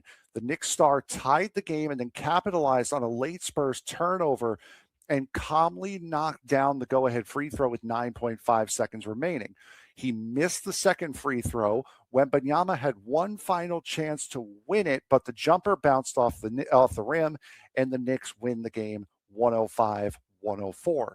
New York became only the third team in NBA history to open the finals with the first 2 games on the road and win both of those games. They are on a huge, huge run right now. These finals have featured 2 organizations that have had very, very different journeys to get to this point. For New York, it's a dream run. The Knicks swept Cleveland in the Eastern Conference Final and enter Game 3, riding a 13-game playoff winning streak, the second longest such streak in NBA history. Jalen Brunson continues building a legacy, a legendary postseason resume, while Karl Anthony Towns, Mikal Bridges, and OG Anunoby have all delivered major contributions. And also Kyle Hart has also played a very, very big role, and Mitchell Robinson as well, playing with that broken pinky. Meanwhile, San Antonio's path has been remarkable in its own right. The Spurs dethroned the defending champion Oklahoma City Thunder. In 7 games during the Western Conference Finals, Wembanyama averaged more than 27 points per game in that series and led one of the youngest final teams ever assembled. But after an emotional Game 7 victory over the Thunder, some wondered if the Spurs might suffer an emotional letdown as they enter the finals, and through 2 games, those concerns might have just been very, very legitimate. Moving forward, can San Antonio recover? The good news for the Spurs is that neither game was a blowout. Game 1 slipped away, and Game 2 literally came down to the final possession.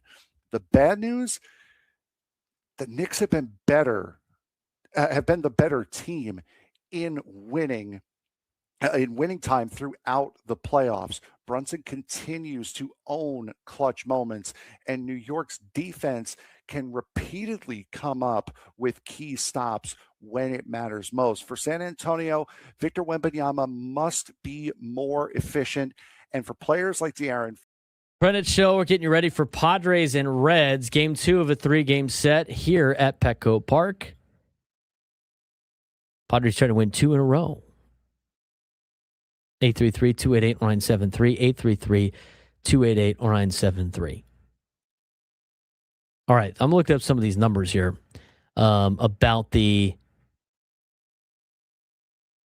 pitching numbers when it comes to the seeing a ball over 98 miles an hour. The Padres have been near the top in seeing these pitches.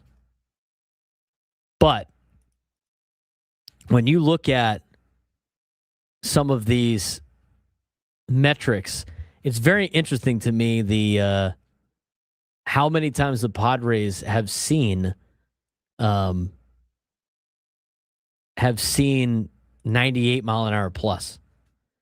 So I read you that stat again. They're like near the top. Manny Machado has actually seen the most pitches above 98 miles an hour than anybody else in Major League Baseball. And it's no surprise because he hasn't been able to hit fastballs this year. So and that's just total pitches. So Manny Machado has seen 103 fastballs north of 98 miles an hour. He has yet to get a hit on one of them. Does that surprise you? Doesn't surprise me. Manny's hitting 0 against pitches 98 plus. His expected batting average is 124. He's gotten on base a little bit, 150. On his on base, his expected on base is 255. His, expected weighted on base average is 224. Just all terrible numbers. Isaac Paredes has seen the second most fastballs north of 98 miles an hour. He's hitting 188. Xander Bogaerts has seen the third most amount of fastballs above 98 miles an hour. You want to tell me what Xander Bogaerts is hitting against 98 plus? 120. 313. Oh. He actually rakes the fastball 98 plus. Xander Bogaerts has seen 81 pitches that are fastballs 98 miles an hour plus. He's hitting 313 with a 389 OPS, a 313 slug, a 389 OBP with a 313 slug. 428 expected slug, 348 expected weighted on base average, a 385 BABIP. It's one of the best fastball hitters that high that's seen those many pitches. Yordan Alvarez is on that list. Everybody wants to trade for Yordan Alvarez. He has seen 98 plus the fourth most times out of anybody in Major League Baseball. He's hitting 211 against it. With a 168 expected batting average and a 284 expected slug. Maybe they shouldn't trade for Yordan Alvarez, Frank.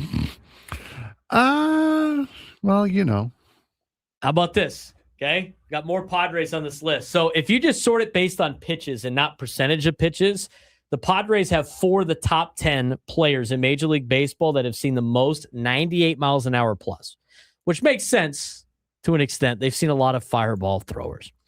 That list is Manny Machado, who has seen the most pitches at 98 plus, Xander Bogaerts, who has seen the third most in all Major League Baseball of 98 plus, Gavin Sheets, who has seen the 8th most 98 plus, and Fernando Tatis Jr., who has seen the 9th most in 98 plus.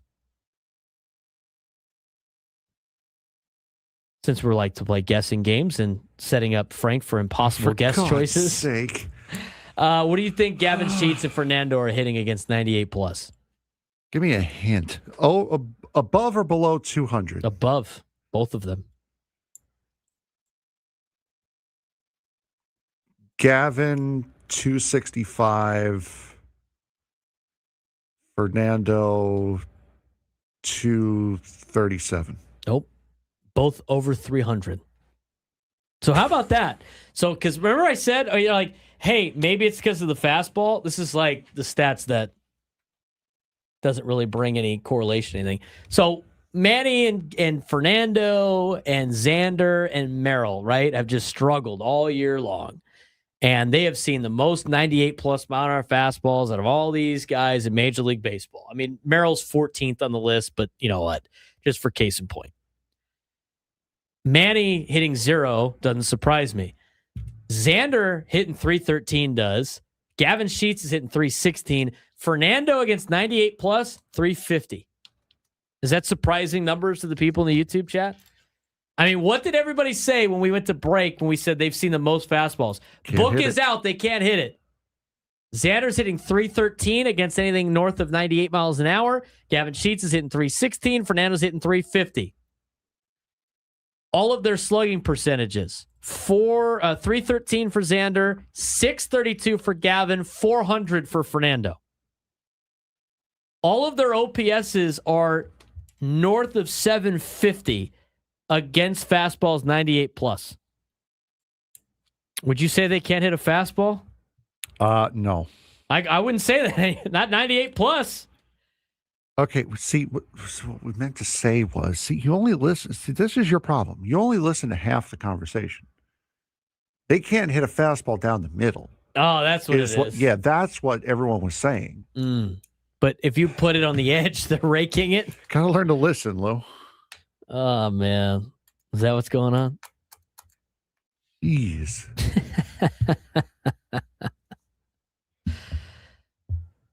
I don't think they really have a problem hitting 98 plus.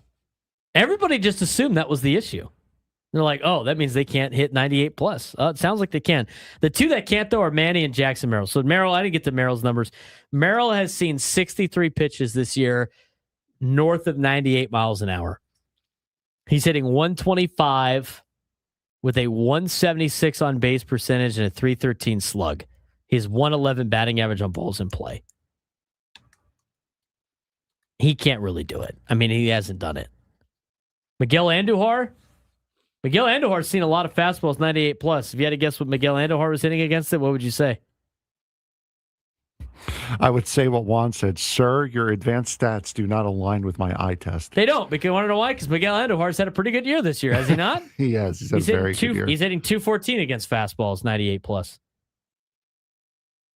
Ramón Laureano hit 143, 98 plus. Sir, your stats are making me feel bad. Stop it. These are the facts that nobody likes to. They disagree with your feelings sometimes. My feelings are more important, though. When are you going to learn this? So anyway, out of the fastball, again, 98 plus.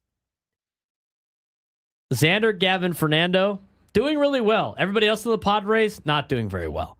Manny's doesn't have a hit against 98 plus. Jackson Merrill is hitting 125. Miguel Andujar is hitting 214. Ramón Laureano is hitting 143, which he's out for the year, basically. Jake Cronenworth, before he got hurt, was hitting 200 against 98 plus. Ty France is hitting 222. Freddy Fermín is hitting 143. And I think, who am I missing? Am I missing anybody? Those are all the guys that have seen it the most. The fact that the Padres have seen it more than all the other teams, though, I think is very interesting to me. But at the same time,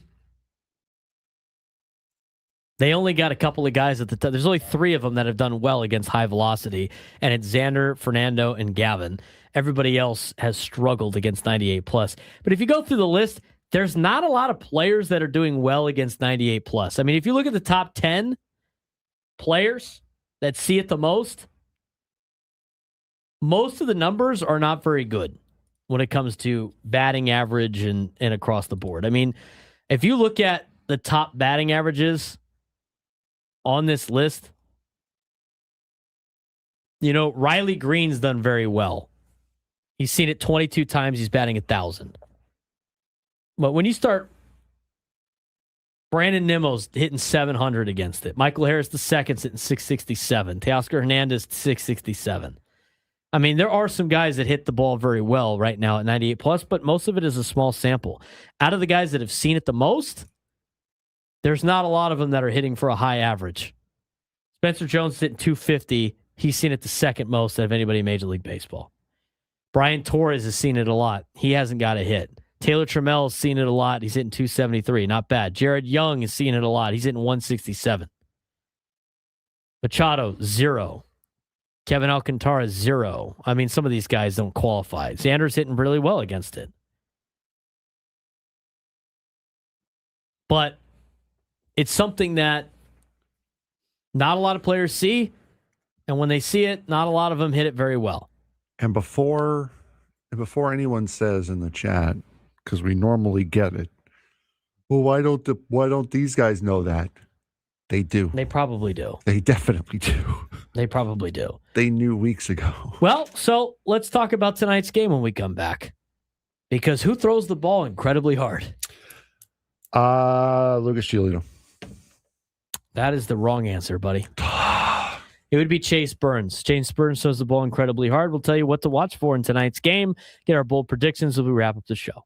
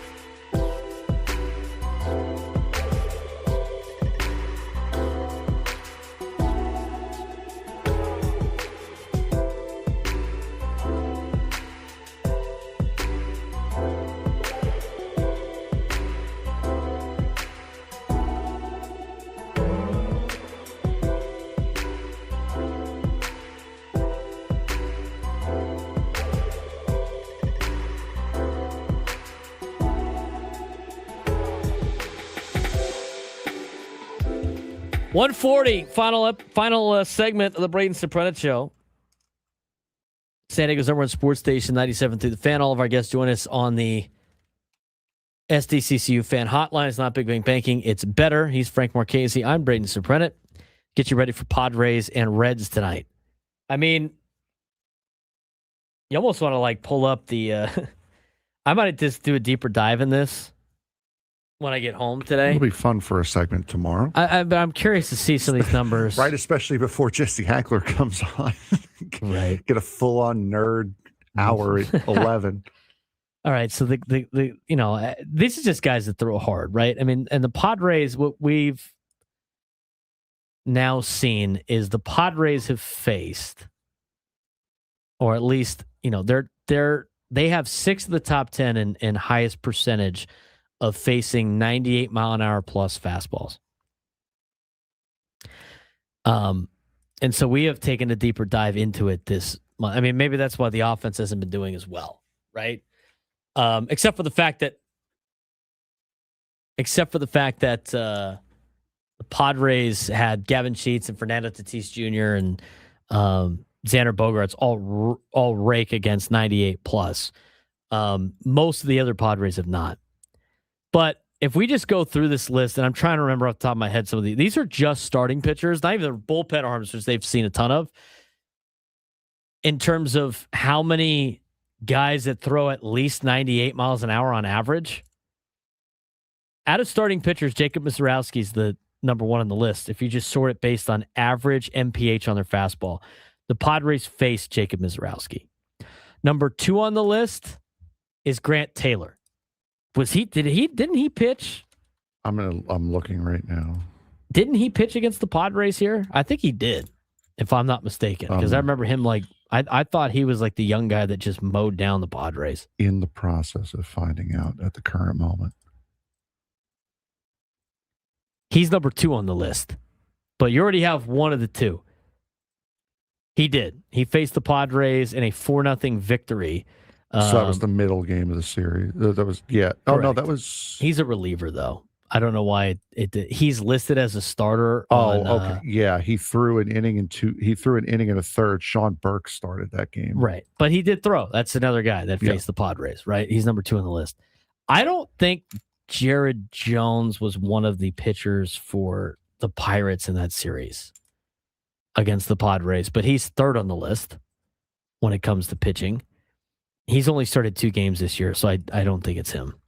I don't remember facing him, but Bubba Chandler's 4th. So right now you have faced 3 of the top 4 fireballers in Major League Baseball on average. You faced Bubba Chandler, Paul Skeens, and Mitch Keller in that 3-game series in Pittsburgh. Okay, again, this is on Baseball Savant, sorting by fastballs that are at least 98 miles an hour. Average pitch velocity, and then looking at starting pitchers. Now, some of these are a little bit off because, Grant Taylor must have made a couple of starts or something like that. I don't know why he's on there. But anyway, they have faced Jacob Misiorowski, who's number 1 on this list. They have faced Grant Taylor, who's number 2 on the list. They have faced Bubba Chandler, who's 4 on this list. Haven't played the Marlins yet, so Yuri Perez is not on there. They have faced Shohei Ohtani, who is number 6 on this list. They are going to face Chase Burns tonight, who's next on the list. They have not faced Cam Schlittler of the Yankees. Did they face Walbert Urania of the Angels? I don't know if they have or not. He could also be a bullpen. Really quick, Tim Palmer in the chat, did you address why Mason Miller was brought in a non-safe situation last night? He's pitched twice in about 2 weeks. He was already warming up. Yes, at that point, you let him pitch. You don't shut him down. Just let him pitch. They won anyway. Doesn't matter. There you go. Who cares? Okay. You go down the list. Chase Dolander, they have faced this year. Haven't played the Twins yet. Did they play? I can't remember. Some of these have not played. I mean, 1 inning on there. I got to put some qualifying stats in there, but we'll take a deeper dive tomorrow. Jose Soriano. Go ask Texas saying they did face Urania. Of Colorado, or of the Angels, yes. Walbert Urania. I think I remember that. So that's another guy they faced. They faced Jose Soriano. of the Angels. They faced Brandon Sproat of the Brewers. They faced Dustin May of the Cardinals. They faced Tarek Skubal of the Tigers. These are all guys that throw 98 plus. They did not face Peyton Tolley. I don't remember that. They did face Bryce Miller of the Seattle Mariners. Did they see Jesus Luzardo, or did he?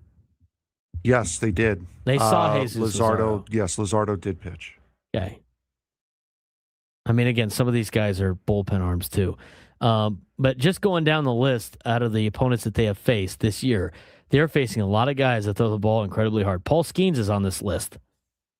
They faced him. And again, I'm just trying to go off the top of my head. Did Aaron Ashby pitch in relief? I don't think he did. I think I remember seeing him pitch once, yes. They didn't face Garrett Crochet. I do know that. And they faced Aroldis Chapman the first two games. Right. But again, we're trying to just get starters here. But I mean, they have faced a lot of these guys already that are averaging their fastball north of 98 miles an hour this season. So, like, maybe that's part of the problem.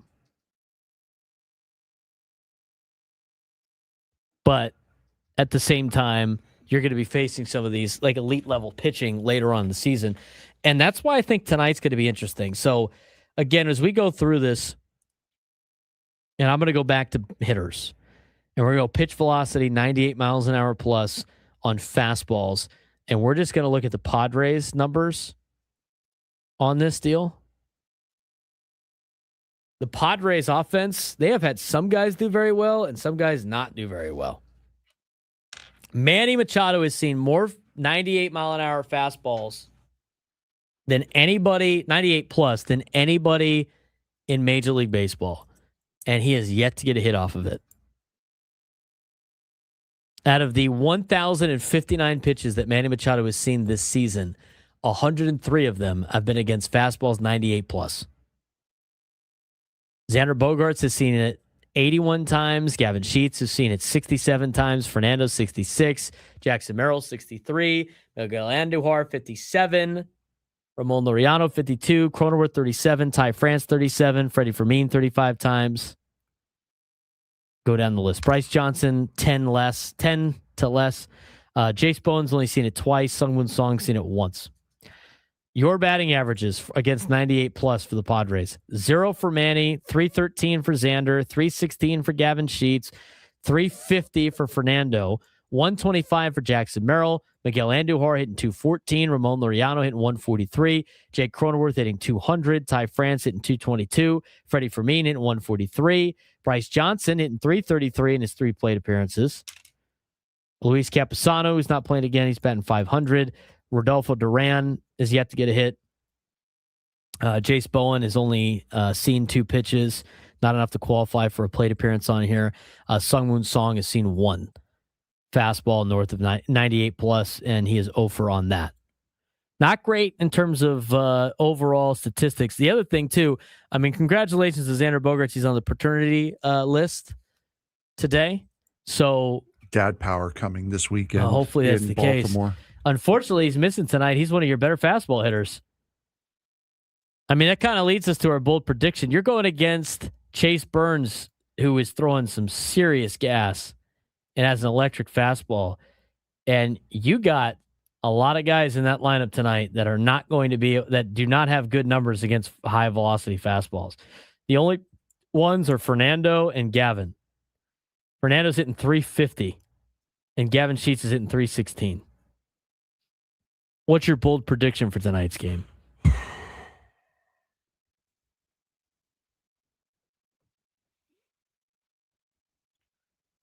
Maybe not all in a row, but I'm going to say 3 more bunt attempts tonight. Like 3 more bunts actually laid down, not like taking and pulling back or showing bunt. An actual bunt attempt. So yes, if the guy totally screws it up and hits it foul, that's a bunt. That's if he's not out, then that's 3 bunts that result in some form of action happening. So if it's an infield single, if it's a sac bunt, if it's a pop out, if it's strikeout, whatever. So with a bunt with a result. that's not just a strike or a foul. Okay. To me, I think I like Augie's deal in the YouTube chat. Juan Reese says Jase Bowen home run. Augie says bold prediction. Tatis a grand slam and the boys get going again. Tonight, I feel like the Padres got to bat Fernando and Gavin 1-2. Your best two opportunities to get this fastball that's coming in. I think Fernando leads the team in hits tonight. I'll say that. Guy feasts on fastballs 98 plus. Maybe this could be a game where he could do that. Although that being said, like, do you think Chase Burns too is only a 2-pitch pitcher? You think he throws more of his breaking stuff? He does have that. His fastball is a sinker, so we'll see how that works. I mean, if you want to see their sinker numbers, I mean, that's probably not very good. If you just factor in the sinkers at this high level, I don't think that's probably something we want to see. Xander's the best at it. He's hitting 444. There you go. There you go. The one guy who's not going to be in the lineup is your best option. Yeah. Fernando's hitting 250 against the sinker. Maybe I won't say that. Oh, it's 1 for 4. Gavin Sheets is also in 250. Also 1 for 4. I think Fernando goes deep against Chase Burns tonight. That's what I'm going to say. That will be my bold prediction of the night. Nice. I think people are waiting for Jase Bowen to go Yahtzee. I don't see it happening He's starting to turn it around. He had a better at bat later in the game yesterday. Again, put down a bunt that worked, drove in a run. I think Bowen's kind of starting to settle into Major League Baseball. I think a lot of that high energy, getting amped up, I think that's kind of over and past now. Sat down a couple days, get used to life in the major leagues. I think he is definitely looking like a better ball player than what he did last week, for sure. I'm curious what the lineup is today for the Padres. Who starts at shortstop tonight? I mean, they're bringing up Will Wagner. Is he going to be in the starting lineup, or is he just going to be a bench piece? I think he's going to be. He'll be a depth piece. You got to put Song at shortstop today, right? That would be my assumption. Yeah, that would be my guess too. Because I mean, you can't take Samad Taylor out of the lineup. Forget about the hits. What he's done for you defensively over the course of the last couple of days has been phenomenal. So you need Samad Taylor out there. So my guess would be it'd be Taylor in left, Bowen in right again, Fernando at second with Song at short. That would be my guess. I think Song starts too. That's right. I do think that's going to be the case. But all right, I think as I mentioned before, I think Fernando takes Chase Burns deep. 3 more bunts with a result, whether that be an out, infield single, sacrifice. 3 more bunt attempts. Lucas Giolito will go against Chase Burns tonight. Chase Burns 7-1 at 2.05 ERA. This might be a 1-0 game if the Padres win. We'll see what happens. Hopefully they can pick up where they left off. Gwynn and Chris coming up next. We'll see you at the Loft tomorrow. Padres Red.